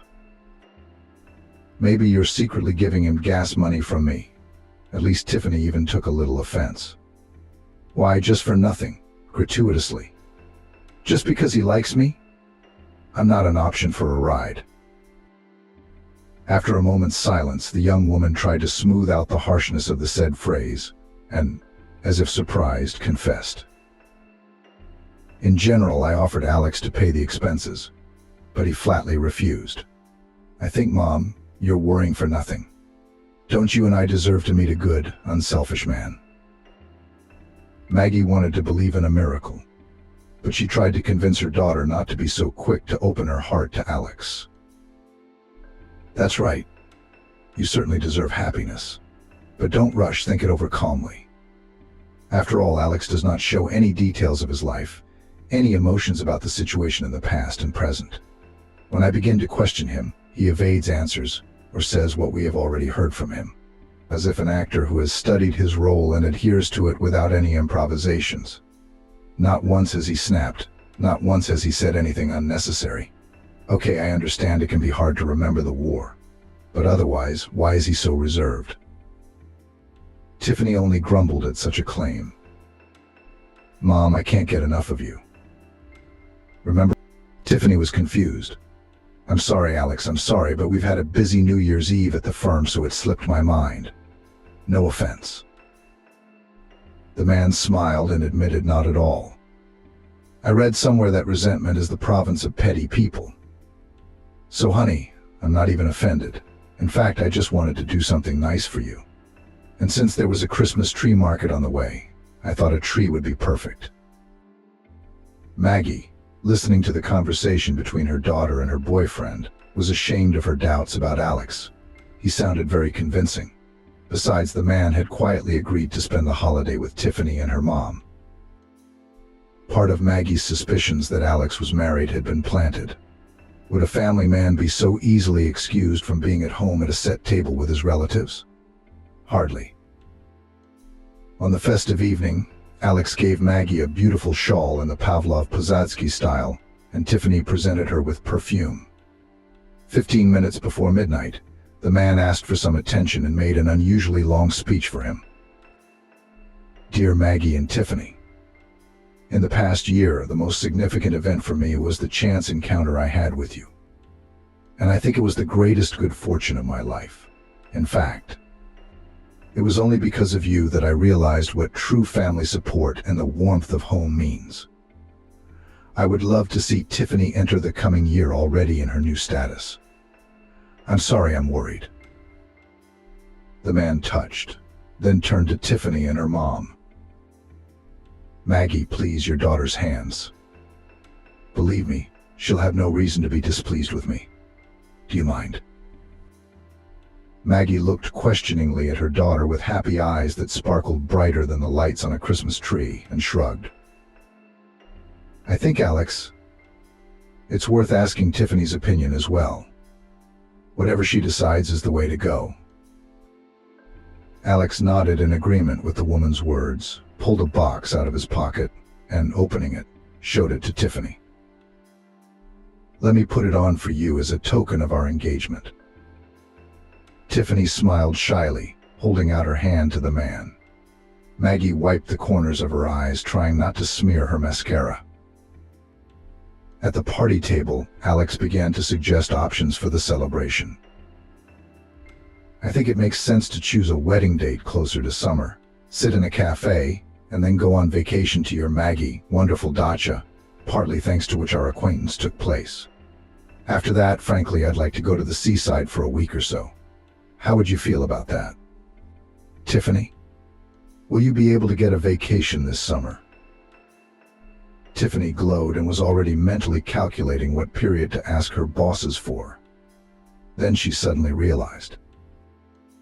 Mom, how are you going to deal with the cottage in my absence? Maggie waved her hands. Oh, don't worry about that. Dacha should be a pleasure, not a chore. Plan your holiday as you see fit. By the way, Alex, we should probably notify your relatives about such an important event and get to know them in general. It wouldn't hurt. It was obvious from Alex's pale face that Maggie had touched on a sore subject, but he replied, Alas, I have no one to introduce you to. I'm sorry, but this is a somewhat sore subject for me. I'm going to go to the landing for some air. The man left the table, and Tiffany whispered indignantly to her mother. Why did you have to ruin Alex's mood? Everything was going so great. He seems to have some unpleasant memories of the loss of his loved ones. You and I have talked about this before, haven't we? Maggie began to apologize. Daughter, I didn't mean to offend Alex. That's it. I won't ask another question. Don't worry, Tiffany replied. When Alex returned to the table, he was behaving as if nothing had happened, and the festivities returned to a pleasant course. In their joint minds, they decided to get married in the spring and April and postpone the wedding trip until the velvet season. The days of the coming year flew by. Alex even began to take Tiffany to look at apartments. However, out of all the abundance of options, there was no perfect match. Maggie was happy for her daughter, but made another attempt to check Alex's identity. The man's social networking page was boring and devoid of any hints about his relatives. He published photos of cars that he happened to repair, arranged reposts with contests. The woman did not notice anything objectionable, and quietly began to prepare for the upcoming wedding of her daughter. One day Alex picked Tiffany up after work, as usual, and the woman noticed that her fiancé was even more taciturn than usual. Watching him from the passenger seat, she could see the man's eyebrows furrowed and his jowls playing. The atmosphere in the interior of the car was tense, and unable to stand it, the woman asked, "Alex, what's going on? Is something wrong? Is there anything I can do to help?" The man turned off the avenue into the mall parking lot, stopped the car, and turned around at Tiffany. Alex didn't look like the happy groom preparing to say goodbye to his bachelorhood. After a moment's silence, he spoke. "Tiffany, I have a serious problem. The wedding may have to be postponed." Tiffany was startled. "What happened?" And Alex, looking his bride in the eye, shared his problems. "In order to make more money, I've started moonlighting at one other place for cash in addition to my usual garage service. So on the night of today, burned boxes, in which stood driven to repair cars to which I had access, and some even repaired. Anyway, they decided to hold me responsible for the fire. The amount I have to pay is huge. I've already given all my savings, but it's like a drop in the ocean. I've been going to banks all day, but with the salary I can show officially. There are no decent offers. They threaten to cripple me and even find other ways to influence me. I'm terribly afraid that you or your mom might get hurt because of these scoundrels." Tiffany was shocked. She had seen a report on the city's news site about a fire in the industrial area, but she had no idea that this emergency would affect her so closely. The woman ran a soothing gesture across her fiancé's cheek and tried to say absolutely calmly, "So it's no trouble. We won't cancel anything. Now I will transfer you money from my card, so that you at least part of the debt paid. We will go to apply exactly on the day we planned, and we will play the wedding without making changes and postponements. The only thing is, we'll have to sacrifice some fun. But it's not a big deal. It is quite possible to do without a banquet and a trip to the sea. Life is long. We'll have time for everything." Alex intercepted Tiffany's hand and began to shower her with kisses. "Thank you, sweetheart, for your support. We'll see. Maybe the insurance company will figure it out and the claim against me will be dropped. Of course, that would be the best option." The man turned off the avenue into the mall parking lot and stopped the car. He turned around to Tiffany. Alex didn't look like the happy groom preparing to say goodbye to bachelorhood. After a moment's silence, he spoke. "Tiffany, I have a serious problem. The wedding may have to be postponed." Tiffany was startled. "What happened?" Alex, looking his bride in the eye, shared his problems. "In order to make more money, I've started moonlighting at one other place for cash in addition to my usual garage service. So on the night of today, burned boxes in which there were cars for repair, to which I had access and some even repaired.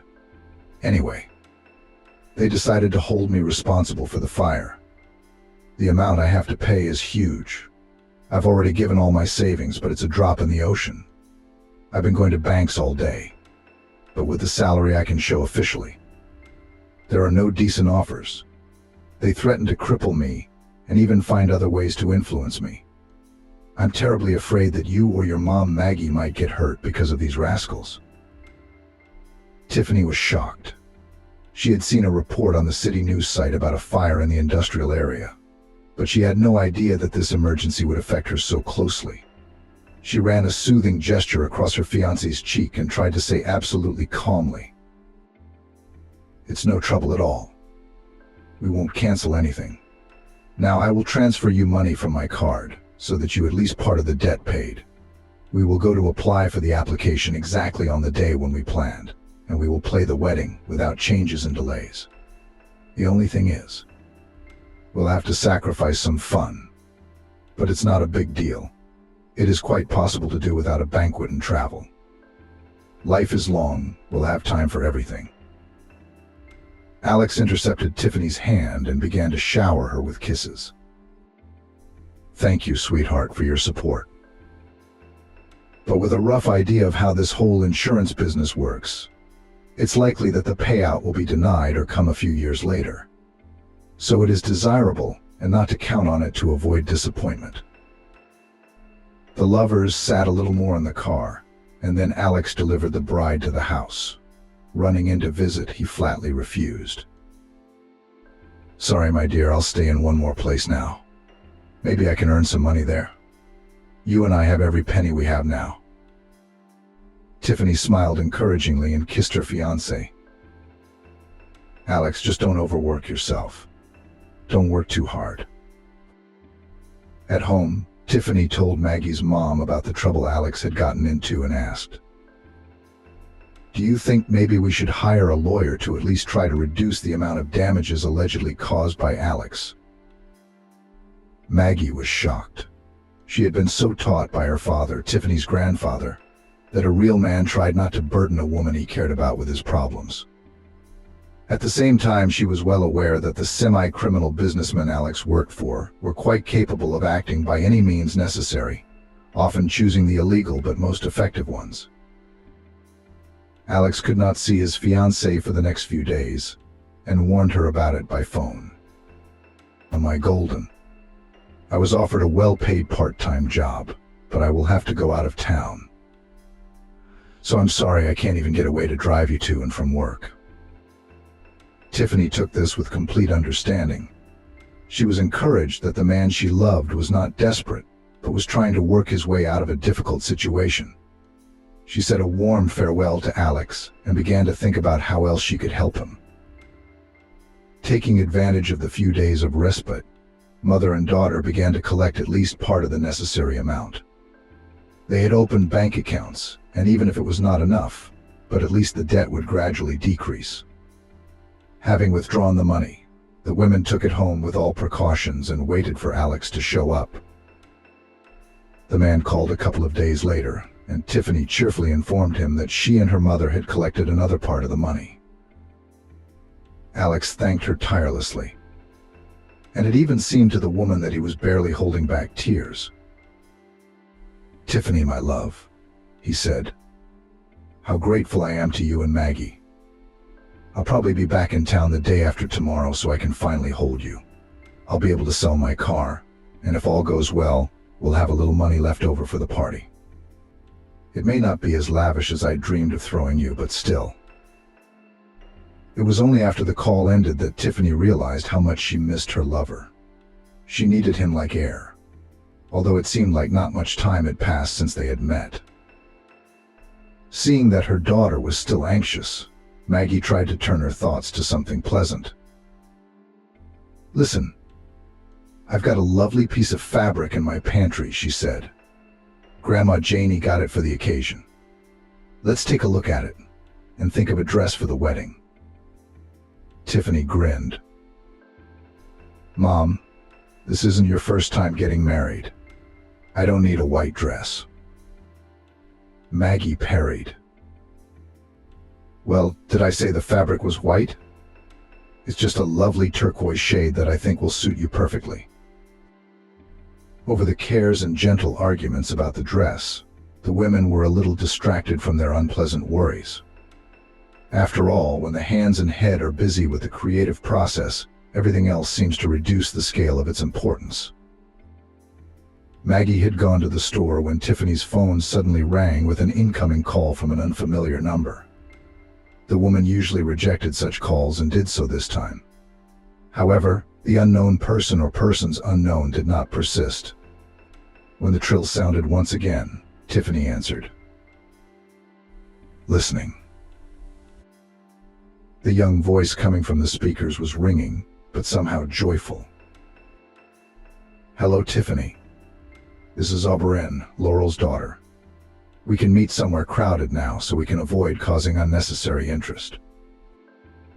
Tiffany was surprised. She didn't think she would ever have to socialize with her daughter again. Sworn friends, and she didn't take too kindly to that. "Maybe you can explain to me over the phone what this is all about." The girl's voice turned to a whisper. "I can't say it over the phone. Please, let's meet at some mall." Tiffany gave in, and soon she and Auburn arranged to meet at the food court of the mall closest to the woman's home. Back home, Maggie was surprised that her daughter was going somewhere but didn't question her. In fact, Tiffany couldn't explain what was driving her to go to this meeting. She recognized Auberine from afar. The girl was sitting bent over again, as she had been that summer evening, as if she were burdened with some complex, unchildlike problem. Tiffany walked over and said hello. "Hi, Auberine. How are you?" The girl looked up and, after saying hello back, blurted out in a cursive voice. "Tiffany. In general, I don't need to explain long. Don't give Alex any money. He's a liar." The woman marveled. "Why do you say that?" Tiffany's eyes widened. She didn't understand what was going on, and clarified. "Wait, Auberine, how do you know about Alex asking me for money? How do you know about him?"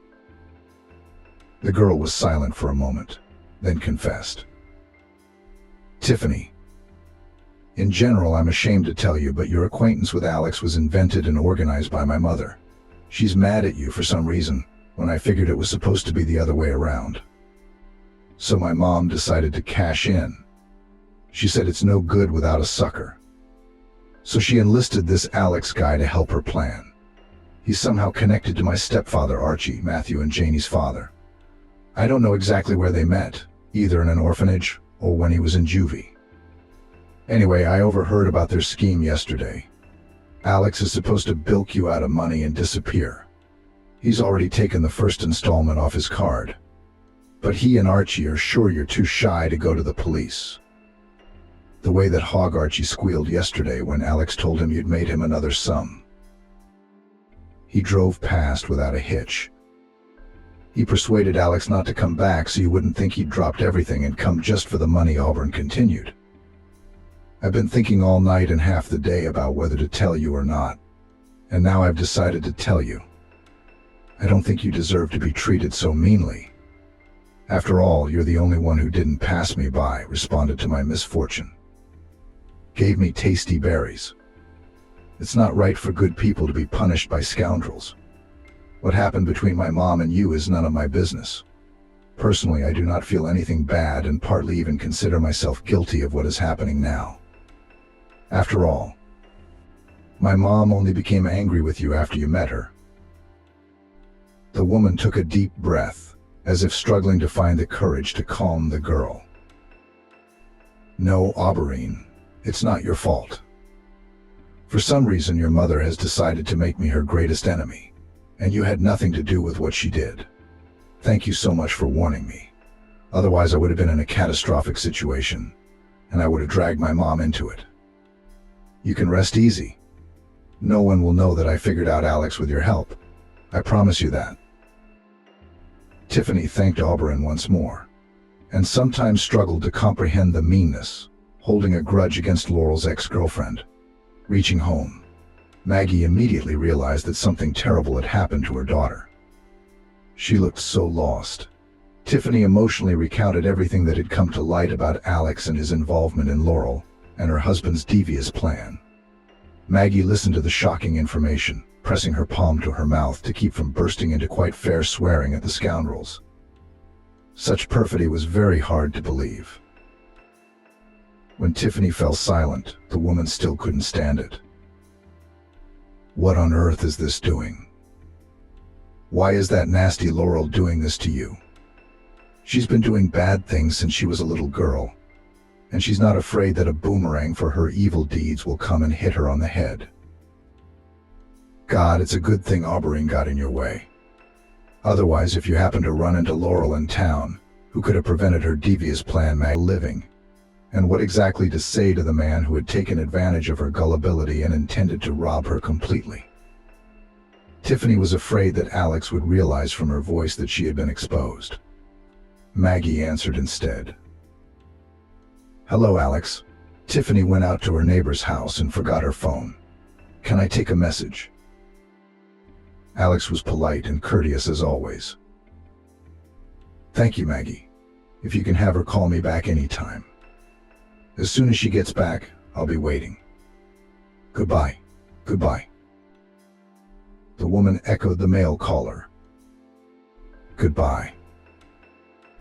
The conversation ended, and Tiffany looked longingly at her mother and asked, How can you lie so skillfully? You're so polite, so perfect. I wanted to scream that they miscalculated and won't get another penny from you and me. But we have to make sure we don't let Oberon down. Judging by Laurel's skill at making mischief, she wouldn't spare her own daughter for outsiders. She'll be in trouble if anyone realizes she warned me. I don't want to hurt such a sincerely honest girl. Maggie realized that Tiffany didn't expect an answer, so she didn't hurry to say anything. In fact, she needed to think it over.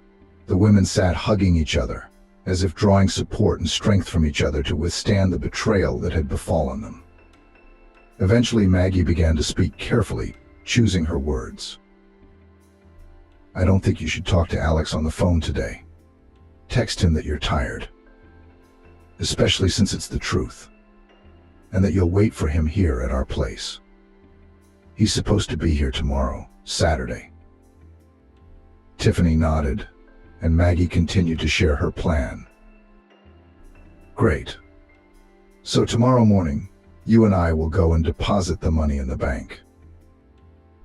Then I'll ask a coworker to come along as a power backup, Maggie continued. I think that if you confidently tell Alex that you can no longer support him financially, he won't insist or influence us in any way. Of course, ideally not to drag him home, but somewhere in a cafe to meet. Then I personally see two options. Either immediately shock him with the news that his fraud has been uncovered, but then his reaction could be unpredictable. What if he starts fighting? A more interesting game will turn out if you have a little fun, that is, than to lead Alex by the nose. Lie, for example, that the money was urgently transferred to the treatment of a child seen on TV. I think that would be a terrible blow to him. What do you think? Tiffany's eyes twinkled with malice. Mom, I have another idea. Remember those joke bank bills we had lying around that you got at work for your birthday as a joke? I suggest we give Alex a packet of fake money. I don't think he's going to authenticate the loot in front of us. And when he gets to his lair with it, I wonder how he'll defend himself to his accomplices. I doubt Laurel will believe him if he says he got those papers from me. I mean, she thinks I'm a sucker. I think I'm guaranteed a showdown with Alex. Maggie approved of her daughter's plan. That's a neat idea. I wouldn't have thought of that. But I don't want to see him in our apartment anyway. Why don't we run into him somewhere on the way to the cottage? You'll give him the money and we'll go to the cottage. Even if there's no work there now, except to put snow in the tank. But I think we'll feel better in the air. Physical labor will help take our minds off things. Tiffany agreed and then added, Mom, we should probably change the locks first, just to be safe. Remember I gave Alex the sets for the apartment, and the cottage just in case." The woman responded instantly. Maggie approved of her daughter. "Good for you, good thinking.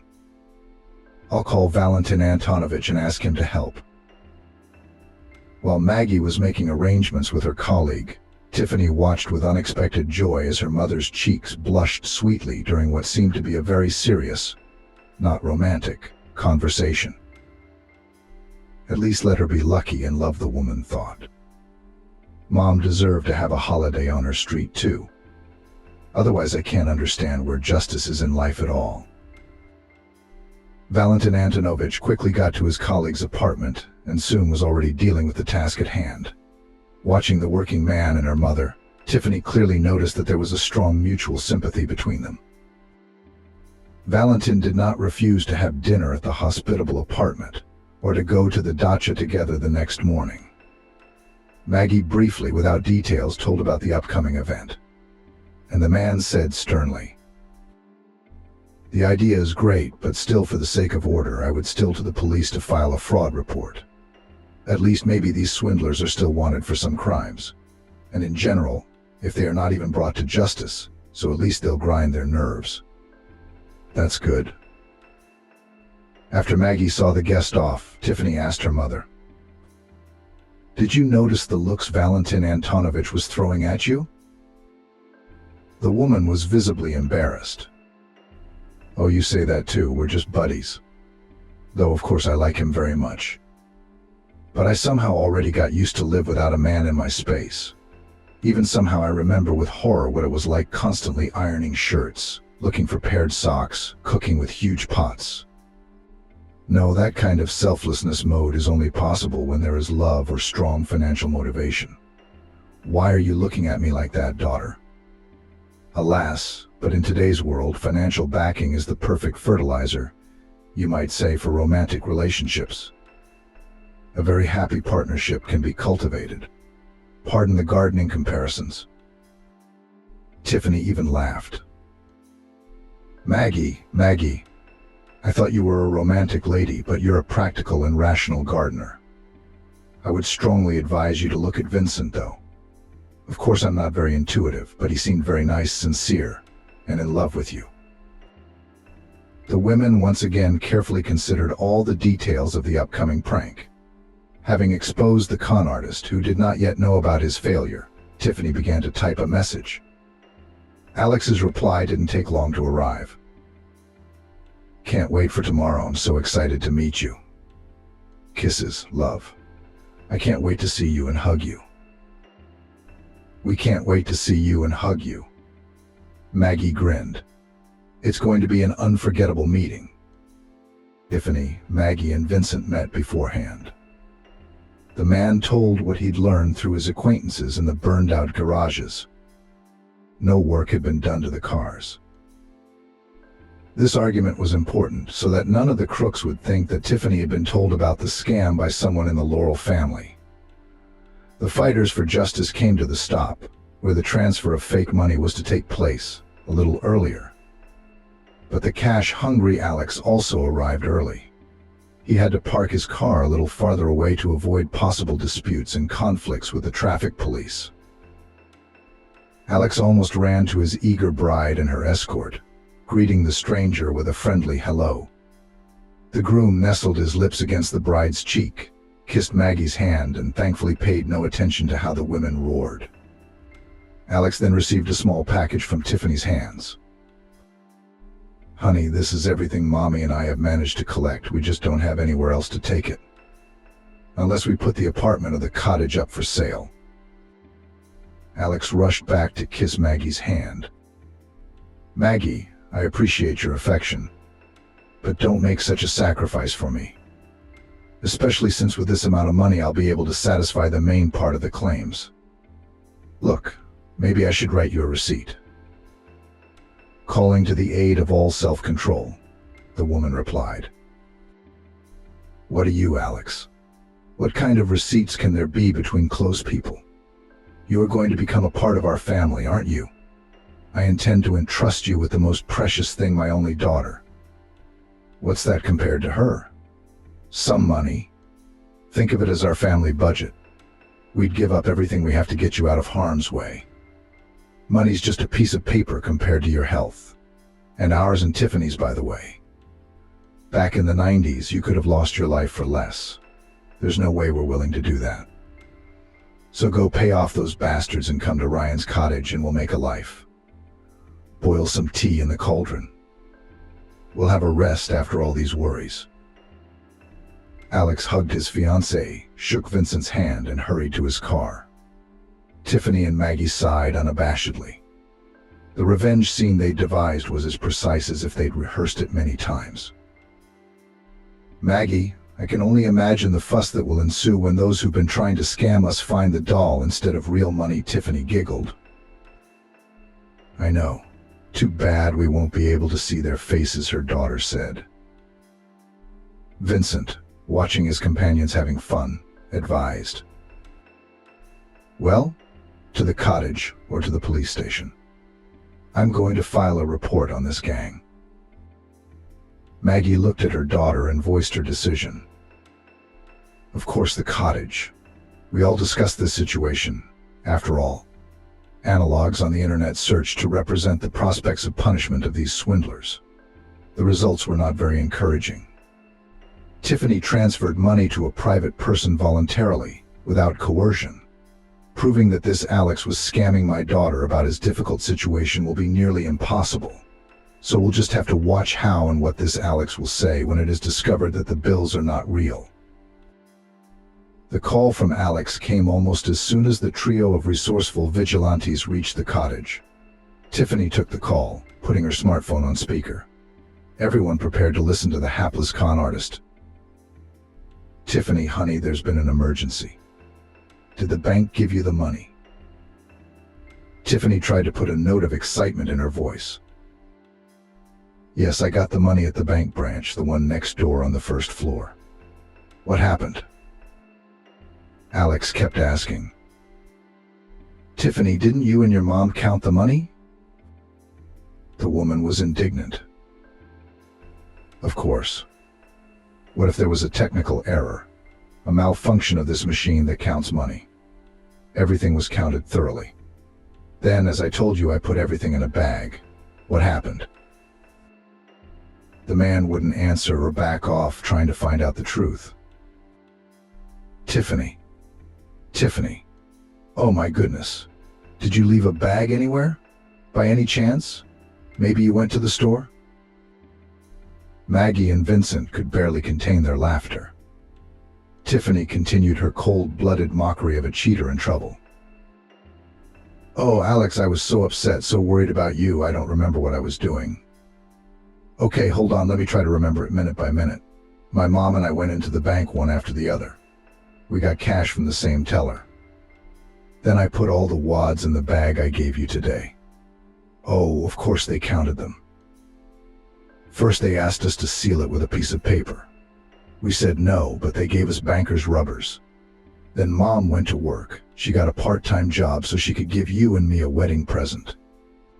Oh, I remember exactly, I went to the store. Alex sounded hysterical. Tiffany, did you leave a bag in the locker?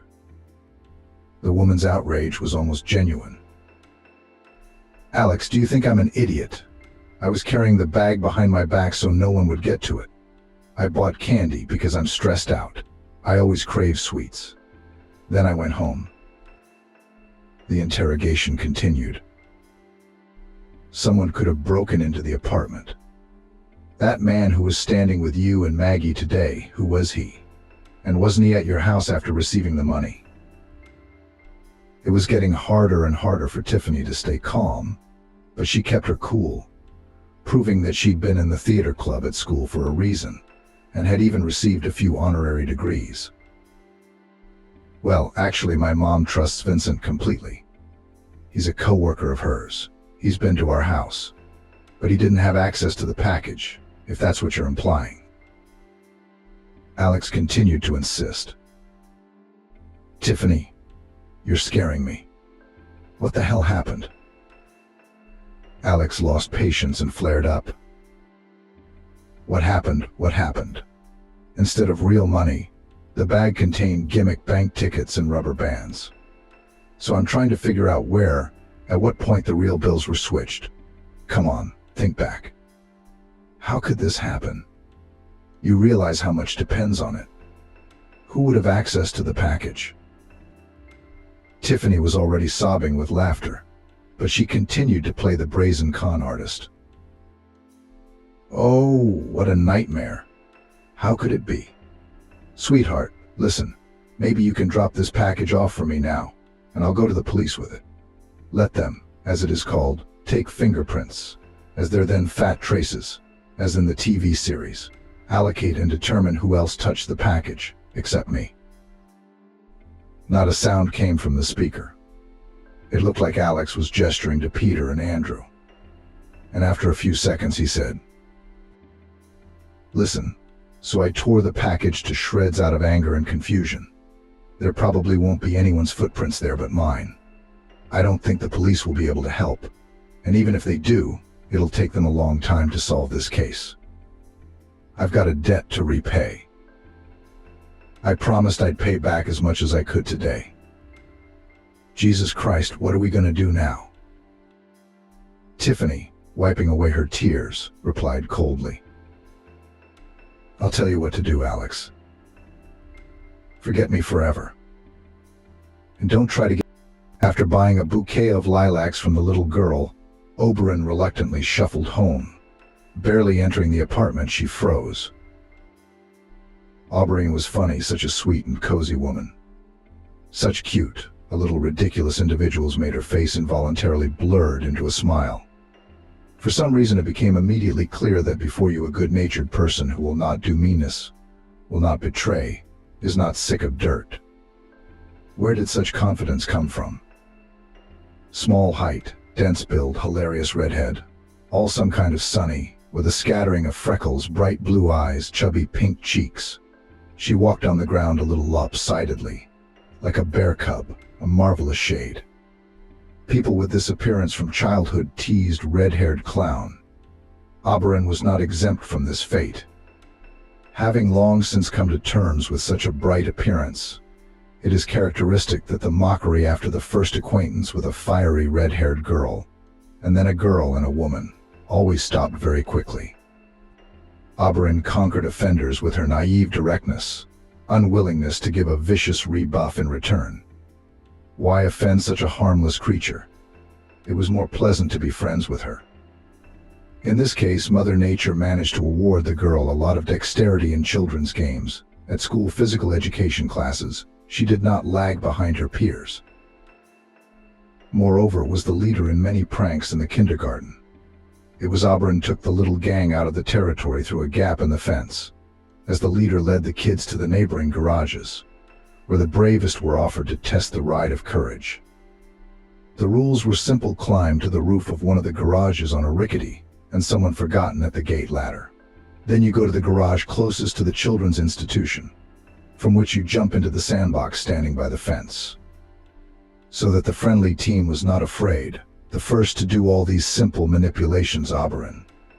In a minute, her ringing voice, already encouraging, was heard from the platform behind the swings. "Let's be quiet, or Kira Swan will notice." Everyone climbed, crossed, and jumped, except for Kieran, who was long and skinny. He'd always been a bit of an outlier in their older group. Why on earth had he even gotten into this adventure in the first place? Accepting the jumpers, Oberon seated them on a bench. While the teacher was chatting with her colleague about something, Oberon went to the eye again. The confused Kiran was shuffling from foot to foot at the garage, not daring to step on the bottom step of the fragile ladder. "Give me your hand, I'll take the first one, and you follow me," said Oberon. From the garage, two jumped off with a strong duet. Hand in hand, with briefcases later, they went to the same first grade. The irredeemable ones, the little bully Oberon, and the unintelligent Kieran. She dragged him along with her in all her mischief. They walked from school past the fountain near the plant office, the furniture factory. September is still hot in their southern town, and they are tired after school. Why not cheer up? At home, Oberon has only an old grandmother. She won't notice they're both wearing their school uniforms. Jump over the edge to where the water's up to their waists. Gracious coolness, tight jets of water falling from above. It's great, especially since Kieran's mom has no time to take care of him. For months he was in the care of a nanny, always trying to escape to the house of a girlfriend, where cozy smells, delicious buns and cherry compote. A 3-liter jar with this sweet delicacy is never outnumbered here. They come quietly in wet clothes. Kieran even had an old tracksuit to change into. And they would come to their grandmother were hungry, were exhausted. So they grew up in this modest old-fashioned apartment with carpets on the walls, crystal on the shelves, an empty chest of drawers with thick fluffy plaids, in which they wrapped themselves in winter, the two of them to watch their favorite cartoons about Tom and Jerry on TV. Oberon's parents were oilmen who spent their whole life somewhere near a drilling rig, designing it themselves, then controlling whether there were any failures in its work. They would go to their daughter's house for a couple of summer months, and then all together they would go to the Black Sea. It takes only 5 hours to drive from them to the coast. It's a paradise there. The salty reservoir rolled on the sand or pebbles with foamy waves. The sun covered my skin with bronze tan. Palm trees and magnolias glistened with foliage. The last representatives of tropical flora also dizzy their heads with the sweet, fragrant aroma of their white, graceful flowers. There was even an amusing incident in their family. One evening, while everyone in the boarding house was at a dance, Oberon's father, Vincent, climbed a tree and plucked a fragile magnolia flower for his wife. In the room, they put it in a water pitcher.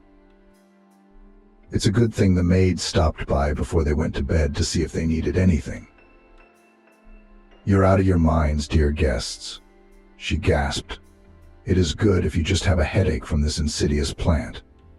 And there are cases of people with allergies, which reaches anaphylactic shock." One tourist, the same fan of romance and magnolias, from us once barely managed to get to the hospital. Without waiting for objections, the maid quickly picked up the jug of already fading beauty and took it to the balcony. "That's where you go and admire it," she grumbled. "I'll bring you another container for drinking water. What do you think you're doing, poisoning yourselves here in our institution?" The next day, Vincent dutifully went to the local market and brought his red-haired wife a bunch of large daisies and a large watermelon with thick black seeds and bright red, juicy flesh. The incident was exhausted, and the new experience was recorded for the future. By the way, Auberine had been born such a pretty redhead for a reason. She was a smaller version of her mother, Stacy, a carbon copy of herself. Vincent, who had come to the windows of the hospital on the day of Auburn's birth, couldn't contain his emotions. "Yes, Stacy, you're obviously two golden red-haired creatures in one family. It's a treasure trove. There's a reason you were so toxic the whole pregnancy. Our daughter could braid her hair out of that fire fleece." When in her childhood, after watching a cartoon about a red-headed redhead tried to start complexes because of her hair color, Stacy stopped them once and for all. "Daughter, take a good look at me," Stacy said. "Has my hair the color of shiny copper ever hindered me in life? My red locks, like a generous sun, kissed on the top of my head. You're always on display, always bright and always happy. Your life, too, will be if not a constant celebration, then certainly not a boring everyday. Believe in yourself, Abby. Appearance is a shell. I wish you had a heart of gold. Good people get back 100-fold the warmth they give, even if they forget the good deeds themselves." Auberin remembered her mother's words from that time. It was as if she had stamped on a metal surface an inscription dear to her heart, the kind of engraving one usually writes on commemorative gifts. She loved her parents fanatically, despite the fact that she had seen little of them. And now her now gray-haired enthusiasts, Vincent and Stacy, were away working on new drilling technology. How many young engineers are there around? And no, if something complicated is being implemented in a distant enterprise, Vincent and Stacy are as good as gone, Auberine thought. She had long since gotten used to their long absences, having learned to be quite independent after her grandmother's death. She'd gotten married early, almost right out of high school. A young married lady is not a big deal. You have to live up to your status. Oberon's husband was that childhood and youthful friend, the unforgettable Kieran. They had been so used to being inseparable since kindergarten that their marriage was taken for granted. Love is different, isn't it? Some people build relationships on the flames of passion, while others spend a long time choosing, courting, and pursuing the object of their desire. Kieran and Abby had another version, which is usually called love friendship. It seems that no one sighs for anyone. Under the moon on the bench stars do not admire. Candy and bouquets in the heart does not carry. But it was astonishing that such a phenomenon could be written down in the new medical discoveries. It became difficult for Kieran to breathe without Abby, and panic appeared. Abby had to know every minute what was going on with Kieran, what her heartfelt friend was doing. Kieran seemed to really need help, or at least a kind word of approval from Oberon. But she wasn't around. They both did evenly in school, no brilliant successes, but no embarrassing failures either. After receiving his diploma, Kieran wisely decided not to go to the local technical university, which trained tamers of computer hardware. Instead, he chose a down-to-earth profession installing smart machines, connect everything intelligently, fill them with optimal stuffing. The basics of this profession began to pop out at him already by the end of the first year. Which of his friends or neighbors to help with a laptop or desktop PC? He never said no. Soon the neighborhood was posted ads: I install and configure computers, inexpensive with his home phone number. He and Kieran had a long laugh that Kira's grandmother now had to be paid a salary to act as a silent dispatcher. She answered the phone, recording the client's details.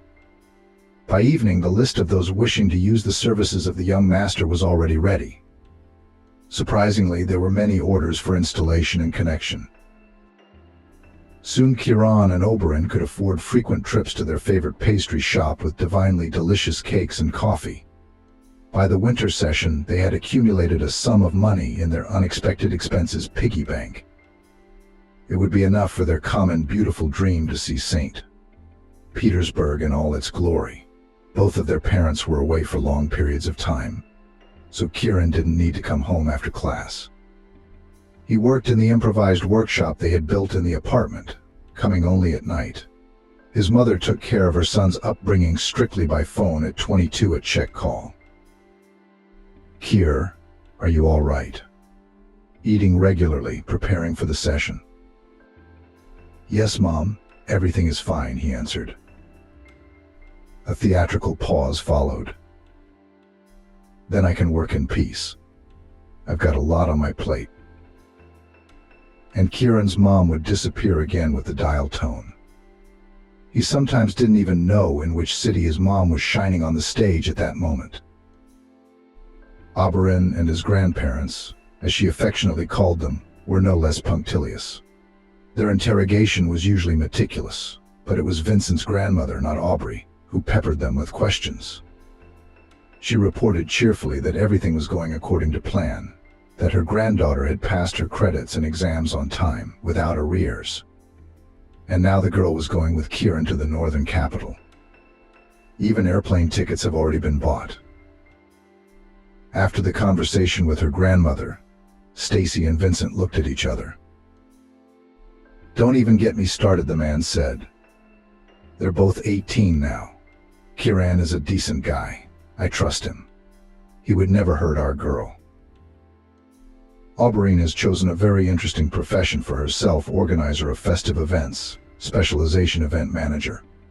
Lucky that there is such a faculty right in their city, at the Federal University. It is called, however, ornate crowdsourcing and event management. But the group was excellent. The guys and girls were all creative individuals. A month after the beginning of the classes, they were already having fun at the kapusnik, singing in the choir, learning national dances, learning the science of stage craftsmanship, and studying the psychology of influencing hearts. Abby did not just come home from school, but flew on wings, joyfully sharing all her achievements with her grandmother and Kieran. So both of them passed the session without any problems.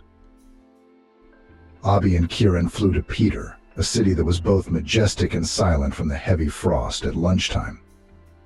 After settling into their room, they immediately rushed to the Georgian cafe in the building across the street.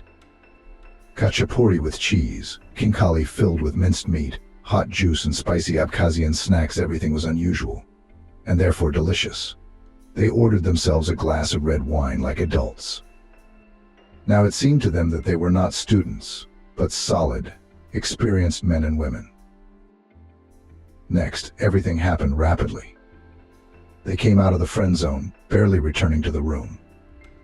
They had fallen asleep in each other's arms 1,000 times before in the evening to the peaceful hum of the television, always hugging each other in a friendly way when meeting and parting, kissing each other on the cheek, touching their lips to each other's foreheads if there was a suspicion of fever. There were no vibes, no chemistry, which seemed to appear at such close communication of young people. And they had never in all that time fallen in love with any of their peers on the side.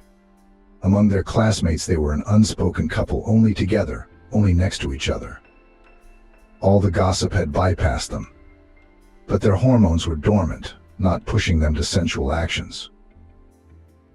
Here in St. Petersburg, they, inexperienced, young, heated by wine and impressions, became close so naturally, as if they had already entered heaven. The full moon smiled, winking at the shining stars. Young people, may the heavens grant you personal happiness. Abby and Kieran, engrossed in each other, did not hear the moon's whisper. And was there one? Maybe the wind and snow had dreamed it all on that magical St. Petersburg evening. The trip to northern Palmyra was a revelation for the guys in many ways. They lived in a miniature hotel on Maratha Street, a few meters from Nevsky Prospect. The temperature outside the window was increasingly dropping to -15 degrees Celsius. There was an additional cold and dampness from the numerous reservoirs. The snow crunched underfoot. We didn't walk for a long time. We saved ourselves in cafes. We took several cups of different teas, arguing which spices gave it a particularly memorable flavor. Sometimes we had a couple of shots of sweet liqueur or mulled wine. For dinner we brought sweets to the room. From the cafe candy shop again they piled tea or coffee and enjoyed socializing. The romantic journey flashed by like a single day. They returned home, as always, holding hands. Peter had won their hearts forever and bonded them together even more tightly. A month later, Abby felt distinctly sick. She felt nauseous in the mornings when her grandmother baked pancakes for breakfast, and in the evenings when she cooked pasta patties for her. Stacy was far away from her daughter at that moment. Abby was certainly not a naive little girl. She had long ago bought a pregnancy test from the drugstore that showed the coveted 2 stripes. She broke the news to Kieran, who immediately reassured her. "I know, my dear. How do you end up so close to the opposite sex?" Oberon asked. "My mother won't be home for 2 months. She has another tour. I don't intend to wait for her consent. Kieran and I have decided to get married. Make sure you tell her. We'll apply tomorrow. We'll be officially married in a month. Our baby must have a father and a mother. The decision is not open for discussion." "You, Kieran, make it simple," she said. "Where will we live, and with what money?" "It's nothing," he replied. "My mother is in a common law marriage with a new man, travels with him in cities. Then he takes her to resorts to rest. The apartment is completely at our disposal when the deadline comes. He'll take a sabbatical. I've already gotten used to the orders. Word of mouth works. Some clients recommend me to others. I've also prepared a new batch of ads with a different contact number." Mother Kieran, actress Rose Arnold, though she was a supporting actress in the local theater, but on tour in the reserve cast, went always with great pleasure. And Kieran's fathers were constantly changing. A lot of husbands, a lot of passions, so necessary for a creative person. Otherwise, how to play love on stage. In the affairs of her grown-up son, she as long ago did not interfere, almost stopped the daily evening interrogations. Rose firmly adhered to the position bad news finds people. If it is still quiet, then everything goes its way. The last man, Rose, was from the theater commercial circles and suited her most of all with his generosity. To be fair, outwardly Rose Arnold in her 50s was still very good looking. Over 40 years old in the evening light, as she herself joked. Even detractors had nothing to say. The well-groomed coquette was already a little over 50, but she did not lift anything heavier than cutlery. She was helped by her housekeeper and her son's nanny. What an enviable life. Official marriages in the passport Rose Arnold was 3 pieces, but unofficial romances she had not countless. And who needs that boring arithmetic when it comes to Rose? She had one specialty: she could sing romances in a thick, low voice. Although she did not learn vocals and did not learn, but will raise to the sky large languid eyes with skillfully lined black pencil eyelashes, slightly raised in a graceful question eyebrow, open sensual full lips and draggy told me be you mine and I will live. Passion burning. Another man with a delicate mental organization fell into the net set Rose. Looked at her like a rabbit on a boa constrictor, hurried to fulfill any of her whims, opened access to his accounts and cash. Rose wasted no time, pampered herself, her favorite, as much as she could, knowing that she could not keep her lover for long. She had an empty, boring soul. God had hurt her intellect. But she herself considered further mental development as an empty occupation. She could not hold a conversation in a decent society. She was more silent, parading around the hall and showing another flashy outfit. Men with money are often not fools. They quickly lost interest in her and disappeared from her horizon. The trouble was that Rose, like any man, inexorably aged. Not every worthy and rich fish is no longer caught in her predator. By the May holidays, there was a general restlessness at the university at Oberon's. There were several reasons for this. The practical exams were just around the corner, at which the students would show their acquired skills on the institute's scaffolding in the large assembly hall. The noisy competition of numbers was attended by representatives of advertising, entertainment agencies, workers of show business, movie industry, experts from television, including one of the presenters of the Central TV channel. During a program devoted to dating, one of the presenters once said worthy suitors are still puppies, and it was much the same with the Oberon students. There were only a few really talented guys for the whole stream. Experienced producers had to keep their ears open in order not to miss a diamond that could be earned in the future. Here you could get a job, get someone's attention for a prospect, and participate in casting. By the time the performances began, Auberline's tummy had already rounded out a bit, but to avoid drawing attention with her interesting situation, she chose the role of a red-headed clown for a defense number. Spacious bright green jumpsuit, yellow shirt with a brown checkered pattern. There was almost no makeup on her face, just a plastic tube nose, some mascara on her eyes and lip gloss. Her copper hair didn't even need to be specially styled. Frizzy swirls stuck out in all directions, as the image demanded.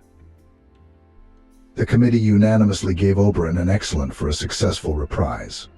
As she sat down in the auditorium to catch her breath and watch her fellow students perform, a man in an expensive suit and bright pink shirt approached her.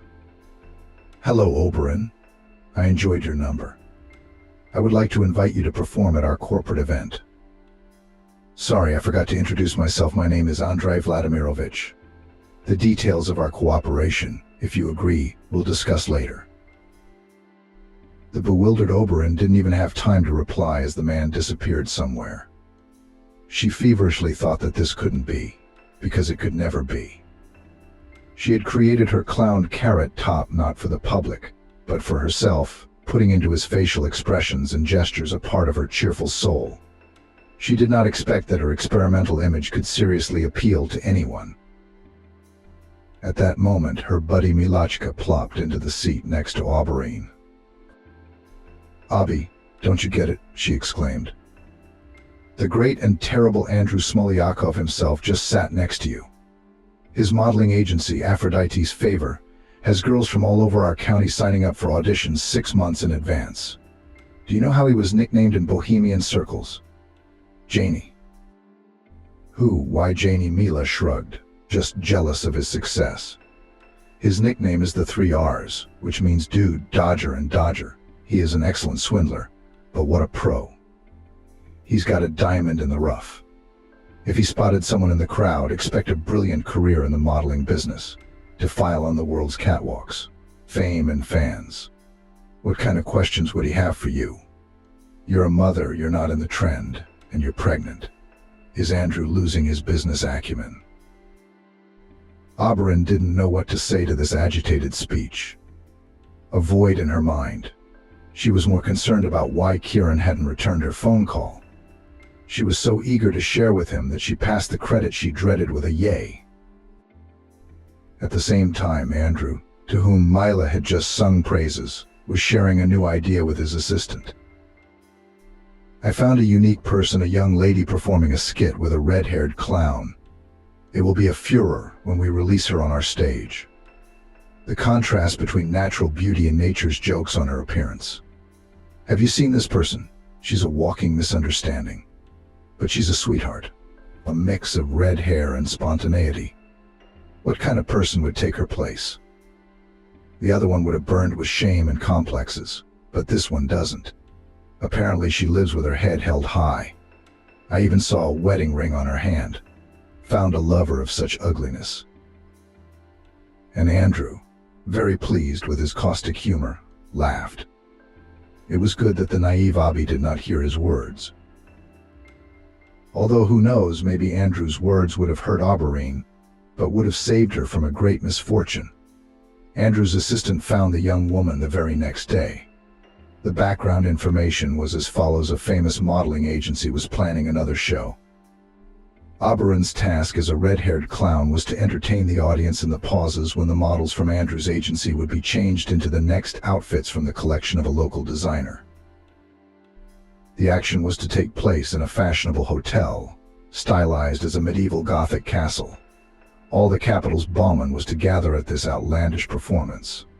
Auberine, who for participation in the show was offered a fabulous fee by student standards, was not afraid of the stage and the audience in a huge hall with velvet armchairs. But the hotel complex itself struck her at first sight with its mysterious atmosphere. With her exuberant imagination, she immediately imagined nightly tournaments, beautiful ladies in lavish dresses, balls, intrigue and unearthly love of imaginary heroes. Auberine did not move through the halls like a bear this time. She had even muted that ability. She walked like a fairy with a magic wand in her hands, mentally touching people and objects, immersing them in the fairy tale that was already being born in her head. On the improvised catwalk, everything happened exactly as Andrew had planned. The fashion collection was done in black and white colors. It had a cold, sharp, steely sheen. When a red-haired clown appeared on stage during the breaks, the difference in theme was so great that everyone involuntarily admired again the talent of the young clothing designer and his innovative views on how femme fatales should look like. The intended effect was 100% realized. Auberine, inspired by her successful performances in front of so many people, decided to have a little snack. A buffet was set up in the lobby bar. The mom-to-be put a couple of canopies on a miniature plate, took a glass of lemonade from the tray and sat down in a secluded place on a soft sofa. After a couple of minutes, she heard muffled voices. In one of them, she recognized the commanding tone of her local patron. "Joshua, have you seen those ginger ugly things?" "Poor girl," someone said. "You don't often see such a hopeless case of total lack of beauty. You are the very creator of female goddesses, to whom you give long, slender legs, to whom you give deep, expressive eyes. And who will you give a luxurious hair? Can you believe she has a wedding ring on her hand? I can't even imagine a man who could sleep with her of his own free will." Auberine dropped the canapé from her hands. Andrew, a well-known person in the city, philanthropist, businessman, owner of the realm of female beauty, said all this with such contempt, as if he were talking about some disgusting insect. You see such an ugly thing, you want to step on it and crush it. All of Stacy's words about the special charm of redheads were instantly forgotten.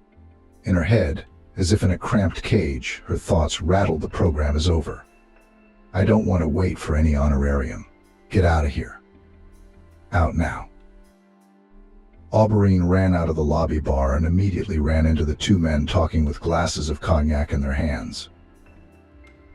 Damn, Andrew, your stage vis-a-vis just heard us talking, one of them said. Hold her and calm her down.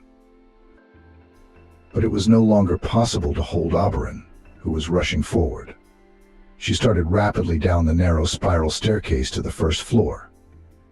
The wrought iron railings beneath the smooth, shiny handrails were all decorated with graceful roses, so skillfully crafted that they were indistinguishable from real flowers of royalty, with buds, leaves, and thorns blooming. Near the next flight of stairs, the wide pants of his stage costume caught on one of the sharp metal branches below. The red-haired clown was still running desperately downward, but the sturdy fabric was already caught on the metal. Auberine flailed her arms ridiculously in the air, and like a puppet, she was hung from the treacherous piece of jewelry. The last thing she felt before she lost consciousness was multiple jabs of something hard in her chest, stomach, and legs. Drops of blood instantly began to appear on the steps. As the crowd rushed to the scene, the picture was gruesome. Hanging from the metal rose pattern under the railing was a bright redhead named Auberine. Only now she wasn't laughing at all, nor was she uttering funny phrases in a ringing voice. She was bleeding, and no one would ever know that a few minutes ago the heart and soul of this young woman had been bleeding, just like that. The ambulance arrived quickly. By then the hotel guards had already pushed the curious away from the scene of the accident. They were afraid to take Auberine down the stairs without medical intervention. The sight was horrific. Local paparazzi were sneakily clicking their phones, trying to get sensational facts that could then be sold to the media and the yellow press. There were many amateurs before the media. Someone was rubbing his hands together, rather rubbing his hands that Andrew was proud of it, and now it would take a long time to wash off. After such an incident, his reputation will be tarnished, and the whole business may be shaken if it turns out the racy background of what happened. Everyone was curious to the point of goosebumps. What pushed this handsome red-haired clown to run like Cinderella, whose time is running out at? At the hospital, Auberine went straight to the operating table. The baby could not be saved. Andrew, who learned that the red-headed clown he had hired was pregnant, grabbed his head. He had a long talk with Joshua, whom he persuaded to keep quiet if they were called to the police as witnesses to that violent conversation. The modeling agency had paid in full for Auberine's stay in a private room, where now and then throughout the day couriers came by with baskets of fruit, juices, chicken broth, and then other meals from the best restaurants in town. To meet with him, Auberine refused flatly. Only his assistant was allowed to enter the room, who brought a fee and an impressive bonus, ostensibly for the inconvenience caused. The already recovering young woman said to the employee, Andrew, as cut off, don't let your boss shake with fear. No one will ever know the true cause of my fall down the stairs, Auberine said. Tell him that verbatim. I'll take the money, why not? But he's the one buying the silence. I'm the one who thought I'd done my pay and allowance honestly. This is the end of our cooperation. I no longer wish to see anyone who has the slightest connection to Aphrodite's favor. Consider it a gesture of my goodwill. The aide conveyed what the chief had said verbatim. She even thought she heard a sigh of relief. It's a dark story, she thought to herself, but she didn't say anything like that out loud. She had been working with Smolyakov for a long time. She'd seen a lot of things around his controversial business. Kieran had been by Auberine's side ever since his wife and baby had suffered that terrible accident. He had even brought their old stove from home, where they liked to cook together. He covered it and prayed over the blanket. There were bunches of lilac flowers everywhere in the ward. Its sweet fragrance always knew how to lift the mood of the red-haired clown. A few days later, earlier than usual, Oberon's parents, Stacy, flew in from the north. She spoke at length with the doctor about the future possibilities of motherhood for her daughter. The doctor reassured her. 3 years with the baby would have to wait. The operation was serious, but we managed to preserve all childbearing functions. Aubreen has lost a lot of blood. She's very weak now. Let her finish her studies in peace, get her diploma, and then we can think about the continuation of the family again. Rose obviously did not consider it her duty to come to at least morally support her son's young family. She took the news of the loss of her grandson with enthusiasm. "Kieran, don't let it go to waste," she said. "This child was too early a decision for you. You've only just turned 19. What kind of father are you? You've got a lot of snot to wipe off." Kieran was mentally glad his wife couldn't hear their dialogue. The memories of their loss and the tragedy that had played out in the marvelous Gothic hotel were too sad for Aubreen. Aubreen did not tell her husband about the conversation she had accidentally witnessed. She was released from the hospital and went to her studies. She avidly attended lectures and practical classes. Only she never wanted to wear her red-haired clown outfit again, no matter how her teachers and fellow students asked her to do so. After the summer session, Kieran, Aubreen, and her parents went to the seaside together by car. Vincent loved to drive his old BMW. What did he call it? It was old, but it was old. But it was a beast. Nothing had happened to it because at the time it had been sitting in the garage. On vacation, they traveled everywhere they could. They lived in a small village, in one of the new hotels on the beachfront. You go out on the loggia in the room downstairs, 20 meters away. The sea is splashing. Behind the fence there was a park where the hotel guests could disappear as much as they wanted, and even for free. There was a small grove of pomegranate trees near the monument to Pushkin. Excursions were always wandering around the park itself, so Kieran and Oberon hid in a corner above the sea, next to the son of Russian poetry Alex. Here the young woman turned into the host of some holiday they had invented. Kieran became a kind spectator and in the 9th row. Who still remembers the unique creative legacy of Archie will immediately understand what we are talking about. In the evening, the rehearsed performance was shown to the parents, and there was not among the audience more grateful listeners. Aubreen gradually withdrew. They spent a long time together splashing in the sea, and then went to the local market to buy amazing grapes, peaches, tart homemade wine. In the evening we had dinner on the loggia, and admired the marvelous moment when the orange ball of the sun kissed the emerald surface of the sea. Sunsets there were always fabulously beautiful. The clouds became pink, and the soul sang, flew somewhere upwards. Several times the whole family took a ride to the city. There on the quay another funny story happened to Oberon. Rather intrusive photographer with some animal on his shoulder insistently stretched out his hands to the red-haired woman and shouted. The animal turned out to be a chinchilla, which at once tangibly pulled Aubereen's finger, then posed in her arms like a model, and did not want to let her go. The photographer, very surprised by the behavior of his assistant, thoughtfully said, "Miyabi's instincts are impeccable. She recognizes good people with a pure heart from a mile away." The photographer didn't even understand why the family was laughing at first. Vincent eagerly explained, "You've just taken a picture of your namesakes, your Aubrey and our Aubereen. I noticed from a distance." He and Kieran hugged their companions by the shoulders and they continued their walk along the picturesque promenade. This vacation was one of the most memorable events in Oberon's life. And then grief came to the house. Vincent's mother had died. She quietly went to heaven in her sleep. The empty apartment no longer smelled of freshly baked goods. Only the shelves of the pantry still held jars of cherry compote. True to tradition, the quiet, cultured grandmother Oberon had managed to prepare this summer season's favorite supplies. Folk wisdom says trouble doesn't come alone. It brings the next 6 months after the death of Grandma. Tragedy happened to the beautiful Rose Arnold. The accident was trivial. The actress did not want to part with high heels, even on winter boots. In a rare for the southern city period of ice, she slipped right on the tiny edge of the steps leading to the entrance. Rose took an unfortunate fall and broke her infamous femoral neck. Kieran had just turned in another winter session at the time. After his grandmother left, he and Janie had moved back into the apartment of Auburn's young parents. It had always seemed more familiar to them. And then, with a surprise from her mother, Auburn ran to the hospital to see Rose as if it were work. Her second mom turned out to be an extremely capricious woman.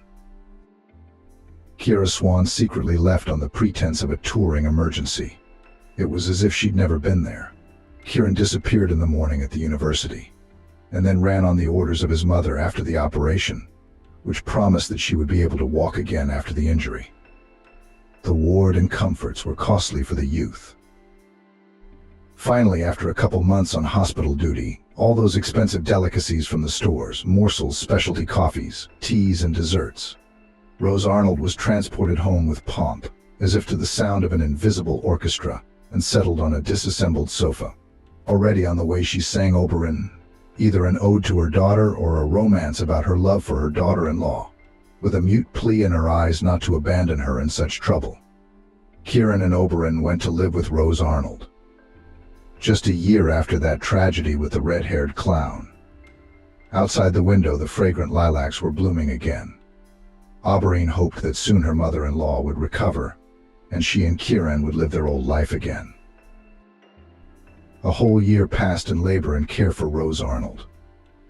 The young woman rolled her grocery cart between the aisles at the supermarket and thought to herself, "Rose's mom loves cranberry morsels.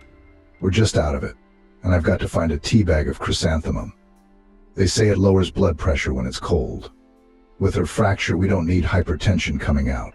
It's all coming from nerves." Happy, carefree living with her son Kieran, and she, at her elegant age, does not need unnecessary. All expenses quickly paid off, she continued to generate ideas. Only the request to return to the stage red-haired clown resolutely and uncompromisingly always rejected. She had almost no time for Kieran now. But he didn't take offense. He himself disappeared somewhere for days and evenings. He came home happy.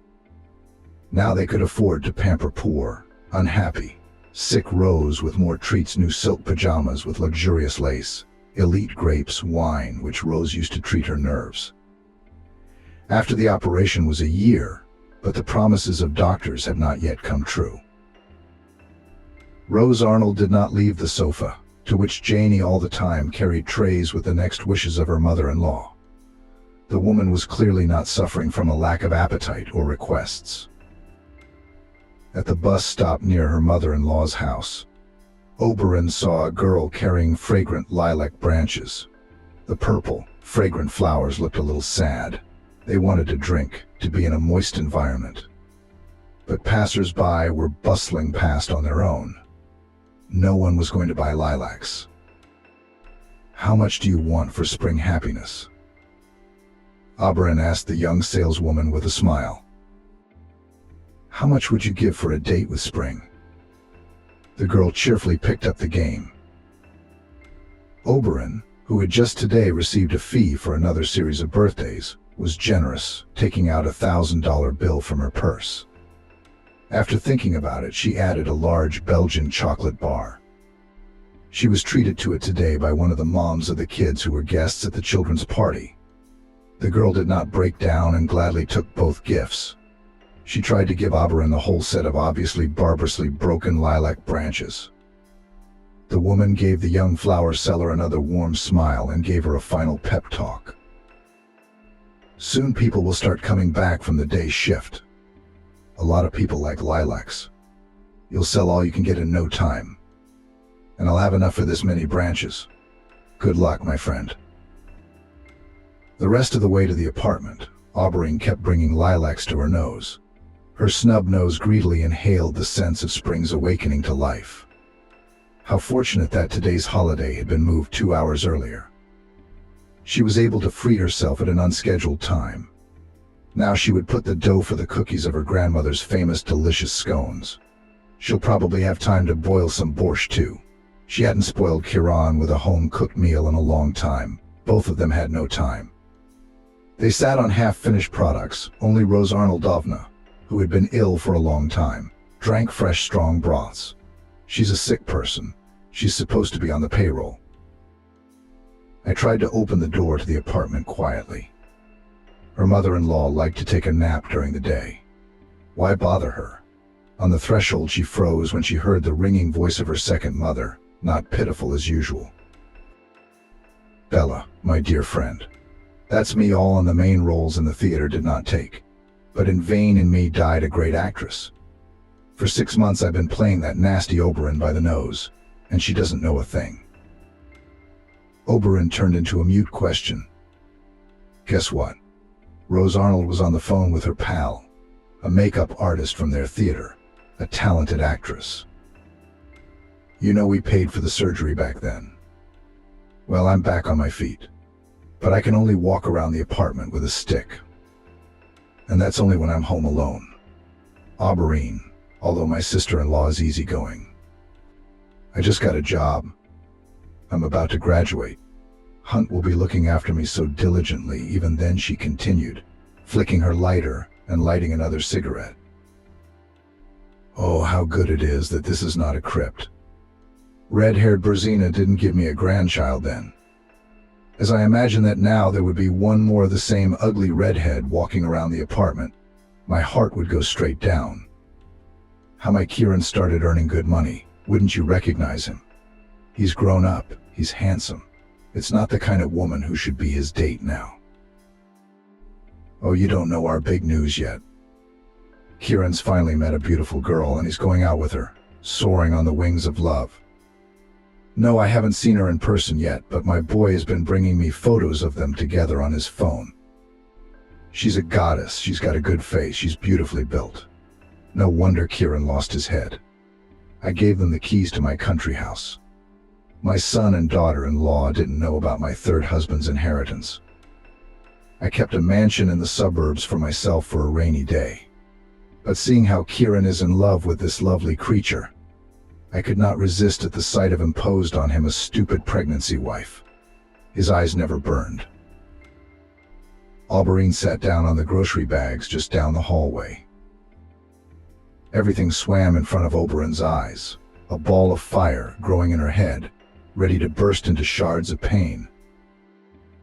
"It's not true," her heart screamed, and her mind, unwilling to give in to her emotions, immediately began to toss in bits of strange inconsistencies, titillating them with the strangeness of her memories. Here she was walking Kieran to work, and suddenly she smelled the unfamiliar, tart odor of perfume from him. And here they are at the mall, and he declares to her that he is tired of walking in cheap socks from the collection of 10 years ago. He pulls her into an expensive men's clothing boutique, where they buy him stylish jeans. As recently as the day before yesterday, he returned from a late job and flatly refused to eat dinner. He explained that he was so hungry that on his way home he went to a cafe and ate there. He had never gone to a catering establishment without his wife before. They had been together all their lives since kindergarten and trusted each other so much that it had never even occurred to Oberyn that her childhood friend, classmate, and husband could go out, get involved with someone, or have a mistress. Oberyn suddenly froze. After all, citing fatigue, he had not shared a bed with her for over a month. Is it really true what her mother-in-law is now happily telling her girlfriend? People react to stress in different ways. Someone immediately rushes into battle to reclaim their position. Some people drown their sorrows with wine and sedatives. Oberyn was neither one of those two types. She was leaving the lives of people who once meant a lot to her forever, without finding out anything, without proving anything to anyone. That's how it was after the story with the red-headed clown. It would be like that now. Oberyn had never had much respect for Rose Arnoldovna. She had only courted her because of her warm regard for Kieran. Now she wondered feverishly, did she truly love her husband? Or had their love, born then in St. Petersburg on the basis of a strong friendship, always been a deception, an illusion, an attempt of two lonely hearts to find happiness? Now she somehow did not know the exact answer to this question. Kieran had always been there for her. They had always been inseparable since childhood. What is passion that burns everything in its path? Oberyn probably didn't know. She still hadn't lost the ability to find excuses for her unexpected friend in every situation. Or perhaps that aged complex that she was utterly devoid of feminine appeal had risen to the surface again to plunge her into a new abyss of doubt. Now she would quickly find the keys to her grandmother's apartment in a drawer and go there to heal her mental wounds. In a month her parents would arrive from up north. She shouldn't say anything to them yet about her life changing so drastically. Kieran really was in love. He was in love. Taina was one of his clients. A first-year student, she was in a big city for the first time, where her parents had rented her an apartment.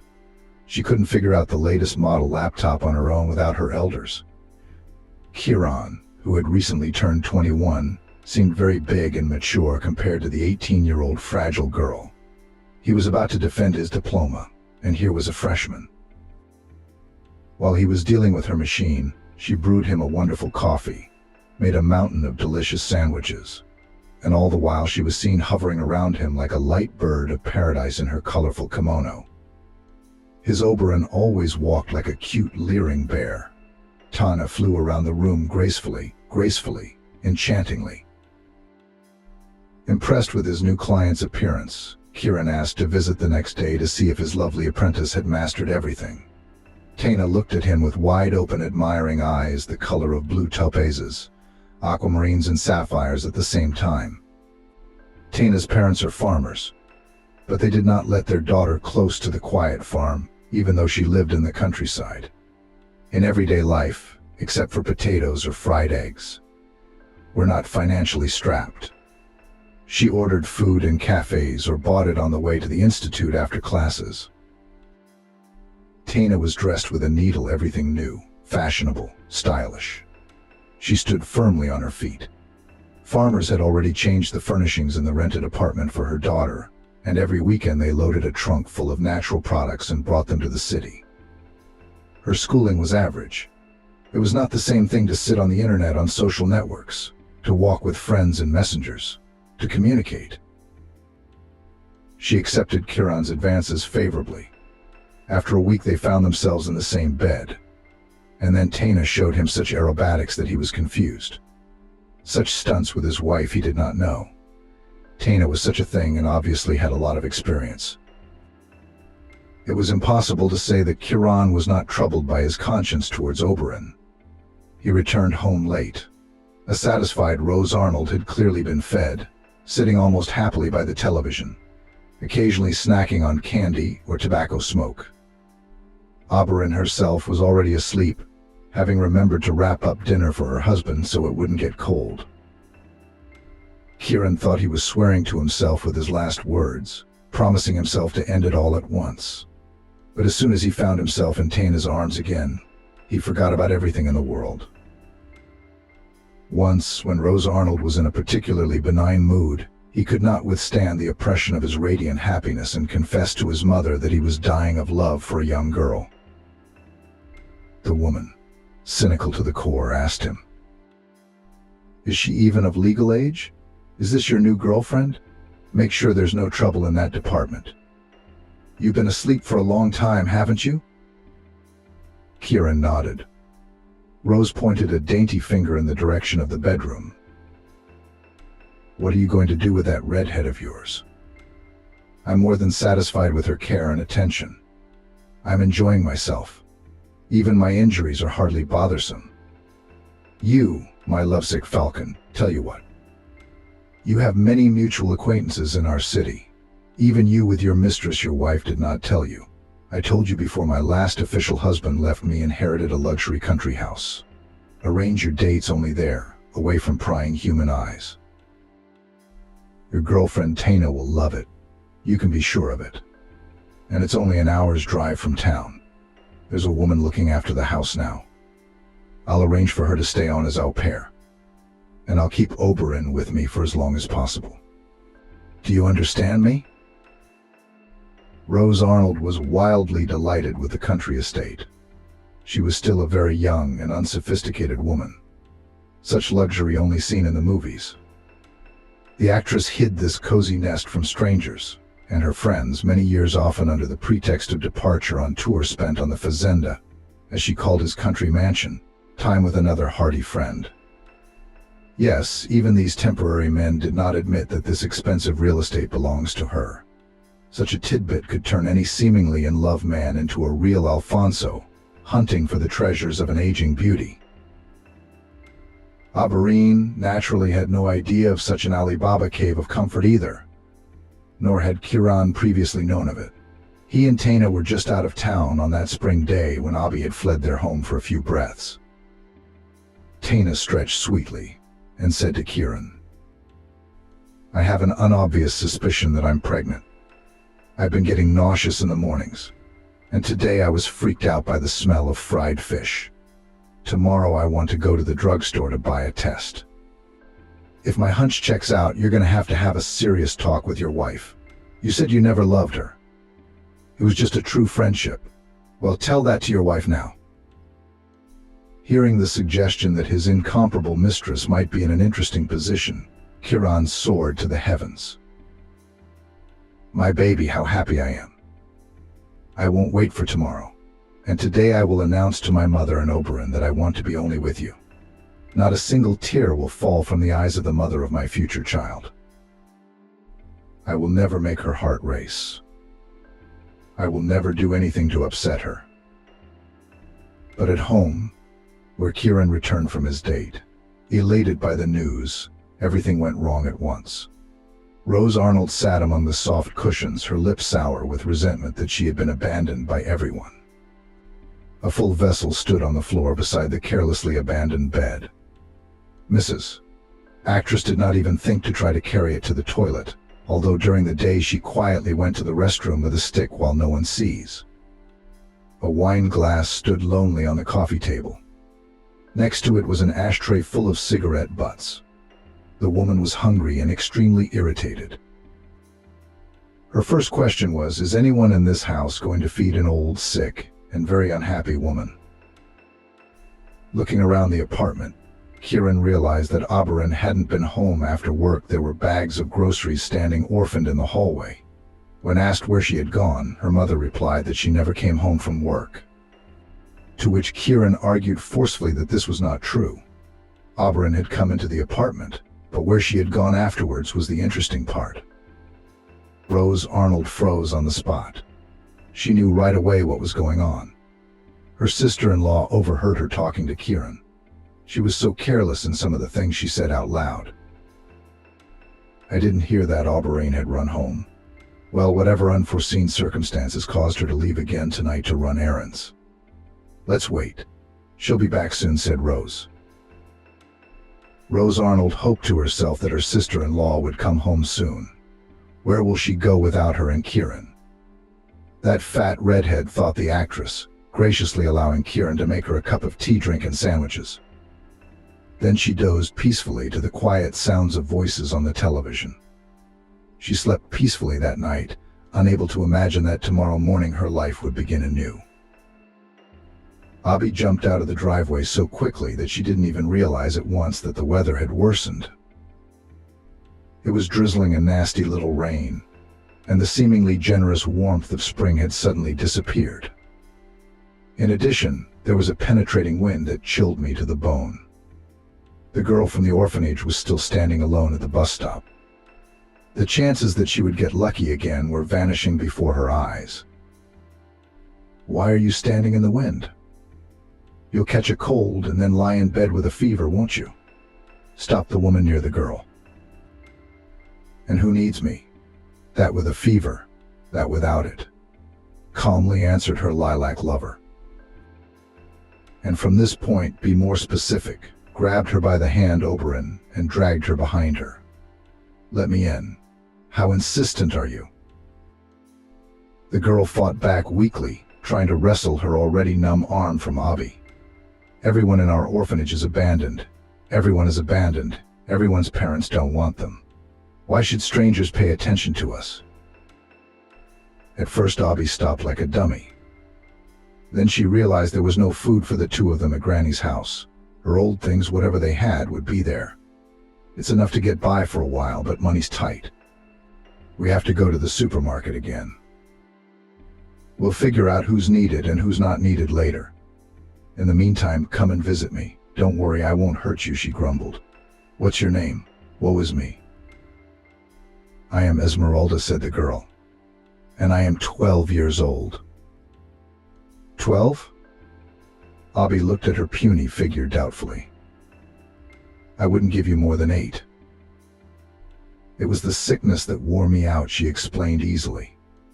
That's what my mother used to say until she gave me up. A new tangle of questions began to form in Abby's mind. It was a good thing they were already approaching the store. Otherwise, she felt the strength to digest her emotions begin to run out. In the warm room, they picked up everything they could fit in the cart. Pears were already $0.05 each, and Abby kept stacking and stacking bags of fruit. Marmalade, large pineapple, oranges, grapes, bananas. Smoked sausage, some kind of uncomplicated cheese, milk, butter, sour cream flew indiscriminately next. They completed the still life in the cart: buns, pastries, fresh vegetables, pasta, and cereals. Do you respect cheesecakes and semolina? Oberon asked the girl with interest. I am not capable of serious culinary feats. I'm already independent. I can cook anything: potatoes, eggs, sausages, or wieners, Esmeralda replied. But at home they sorted out their purchases, and Abby was glad in her heart that she had kept the habit of not turning off the refrigerator. It came in handy. She shook her head, looked at her watch. Jesus, Esme, it's 8 o'clock. There's not enough time for you at boarding school. Yeah, Alex, I've got to run already. We're right next door to you. 2 blocks away. Will you walk me out? You'll recognize our house by the bright blue fence and the sand-colored walls of the buildings outside. We have a temperature reading at 2100 hours. The babysitter won't let me go any earlier. The older boys are used to making do with their own entertainment after supper. Among the little ones, the heavier ones are more numerous. My peers are already all cured. I'm just beginning. After Seryoshka's abrupt departure, Oberon sat in a daze. How little we know about the world of those who hourly live with pain. Calmly put his hand under the drip, has long been not afraid of injections, knowing that they will bring relief. She has repeatedly seen on TV how they announce the collection of money for the treatment of another seriously ill baby. Even a couple of times she has sent money in change to the specified account. We all feel that the trouble is somewhere out there, far away, not us, she said. Tomorrow I'll have to talk to their agency about holding a charity party for these kids, something to pamper the poor in their bleak existence. And she also thought about the fact that parents who abandoned a child alone with a disease are traitors. There is no forgiveness for them. Misunderstanding. Meanwhile, Kieran puzzled over where Oberon could have gone. There was no way his wife could have found out about his affair with Taina. He had no contacts of anyone with Oberon's new job, and in his speculation he decided to call Taina. Kodak, have you decided to let me know that you've already talked to your wife about us?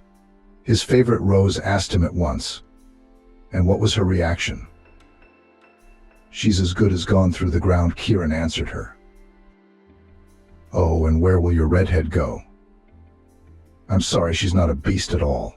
Who needs her? Rose pouted her lips. Taina, keep me posted. It's time for me to wash my hair. The girls will be in soon. A fellow student has the sniffles and we were going clubbing tonight, Kieran said. He blew his nose into his eye in the night and then pulled his jacket on. It was still raining outside, so he went looking for Oberyn. Started, of course, at Oberon's parents' apartment. Maybe his wife had an urgent need to go there for some reason, and she was late with her business. A faint light was clearly visible behind the light curtain in the kitchen, despite this late hour. It took Kieran a couple of seconds to get to the 3rd floor. At his call, Janie opened the door at once. Don't bother, Kieran, you're not going in the house. What's wrong? Oberyn, you're not yourself. Kieran tried to insist on his husband's rights. Come on. I don't want to make a scene humiliating you and me to keep at least the good things that have bound us together for years. I accidentally found out about your love for another woman. Well, that happens. People drift apart in life. Let's do it in a civilized manner. Kieran, for the first time in his life, didn't know what to say to his wife, his battle buddy. You're 100% right. You can't argue. There is no such argument. The most reasonable thing I can think of is, do you want to stay in your parents' apartment? Then let's at least pack your things so you have everything you need. Oberyn suddenly understood. The point in their relationship hadn't been set when she'd rushed out of Rose's apartment. Her husband had disowned her now, this very minute, burning bridges with his caring proposal, letting her know the Rubicon had been crossed. It was desperately painful, like when her appearance as a red-haired clown had been mocked. In fact, her appearance always made people cringe at first. But didn't Kieran know that Oberyn was not the first beauty in their town? Her grandmother used to say, when you feel bad, Abby, think of those who are much worse off than you are right now. The woman was immediately reminded of today's encounter with the sick girl. There was so much courage and a kind of cold-blooded calmness in that child that Oberyn should have taken an example from her. She would pack up now and go to bed. Let the morning, which as rumor promises is wiser than the evening, make her look at everything with different eyes. 2 months had passed. In the intervening period, there had been global changes in the lives of Kieran and Oberyn. The former had experienced the first disappointment of his life, and one that he could not recover from. There were several reasons for his lethargic apathy and complete indifference to everything. Rose's hypothesis that she was pregnant was not confirmed, and it was good that Kieran had not learned the whole truth in that legend. In fact, Taina, who had long been intimate with the opposite sex, had been taking birth control pills, clearly following the instructions for their use. The pregnancy pranks had been designed to test her young lover for lice. Taina had come close to not expecting such a violent, enthusiastic reaction from him. And when she learned that his wife had left him, she put forward the rest of the seductive resources. Only her maneuvers were unnecessary. She enthusiastically accepted Rose's absentee invitation to pay a visit to the unhappy, ailing actress. Once in the apartment, which hadn't seen Oberyn in days, and was in need of a fresh cleaning, Taina was instantly aware of the situation. It was springtime outside and the air was stale indoors. The young beauty, after listening to Rose's compliments, made a show of telling Kieran that she had toxicosis. She was still listed as a mommy-to-be at the time, and went outside for a breath of clean air. Taina never returned to Rose's apartment or Kieran's life again. Oberyn had calculated ahead of time what awaited her in her future possible marriage to Kieran. She didn't even want that posh country house as a wedding present. Oberyn was sure that she could find a more interesting party for herself in this southern city. Youth and beauty would always be at a premium. Kieran had not expected such treachery from his beloved. No, he was ready to hire a nurse for his mother to take some of the household chores on himself, since Taina was soon to become a mother. But he couldn't tell her any of this. Taina had cut off contact with him once and for all. She blacklisted him wherever she could. She wouldn't open the door of her rented apartment. Stopped being friends with him on social media. The man was in shock. He'd given up everything for this love and was left with nothing. Kieran's mom couldn't keep a single caregiver around for more than 24 hours. She drove everyone crazy with her whims and kept demanding that Kieran reconcile with Taina immediately. The funny thing was that it didn't even occur to her that she was most to blame for the family's troubles. She encouraged her son's affair. She had hurt her daughter-in-law with bitter words. She never learned to appreciate human warmth and kindness. With her hair and clothes unkept, she was more and more likely to have a glass of wine. She was now a pitiful sight. Her former regal beauty was long gone. No longer an elegant lady, but a proud old woman who still fancied herself a queen, but now without her loyal subjects and admirers.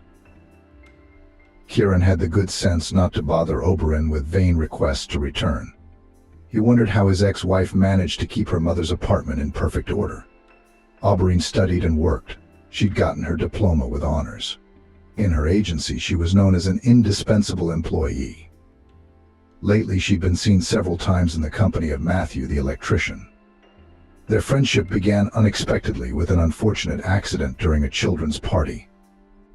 It was the hottest time of the year. Summer had just passed its second half.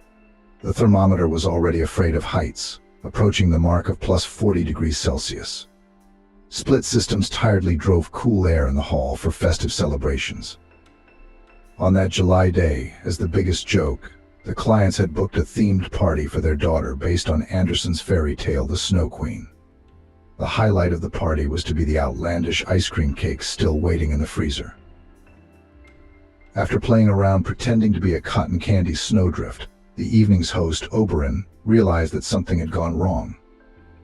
The heel of her sandals had gotten stuck in an unknown gap in the wooden floor. For the third time, the children walked in a joyful round dance around Gerda and Kai, who had found each other. Next came the transition to the feasting room, where drinks and desserts awaited. Matthew, who had been watching the dress rehearsal before, assessed the situation in a flash. The ex-military man, who had excellent physical fitness, a real giant with hard, as if carved out of stone features, picked up Oberon in his arms, deftly pulled her feet out of her sandals, and as if nothing had happened, brought and sat her at the table with the children to the applause of the audience. "Matthew, help me out," she smiled warmly at him. "I was at a loss, I didn't know what to do." "It's a pleasure to carry such a wonderful woman in your arms." The usually unkind electrician mumbled, shook her hand in embarrassment, and then disappeared out the door. Oberon would not be rusty. She's not a nun, after all. The next day, the whole staff was already enjoying buns baked according to grandmother's old recipe, and the redhead whispered in the electrician's ear, "I baked them for you, Matthew. But there were so many of them, I thought I'd treat everyone." Matthew and Oberon often walked home together from work. One day, out of the blue, the woman shared her idea with him. "I'm friends with a girl from a children's treatment center. Oberon is friends with an orphan girl whose mother gave up her parental rights. Oberon finds out what documents she needs to gather to formalize the girl's guardianship. However, she was persistently advised that the girl would be better off with a full family, since Oberon had just divorced her husband." "Already divorced," Oberon explained. "Did I hear you were married?" Matthew wondered. "I'm not one to court a lady with a wedding ring. Would you take me on as daddy to your little friend?" "I'll think about it," Oberon smiled slyly at him, looking a little like an oddly ginger-colored bear. "But I promise I won't be thinking for long." And she laughed out loud. At home that summer evening, Oberon pulled a round box out of an old dresser. There was no exotic lady's charm hidden inside. Here lay a red-haired clown costume. Tomorrow, Oberon was going to announce to the girl that she would soon have a new home with a foster mom and dad. Such news was a celebration for both of them. So it was decided to announce it to the girl not as Oberon, but as Amelia the Red Clown. Let tomorrow in the children's ward at the orphanage will be a little brighter for everyone. Red-haired and desperate clowns, they are a bit of a magician. Just don't tell anyone about it, or people will torture them with requests for happiness. Happiness has to be earned, otherwise it's not real.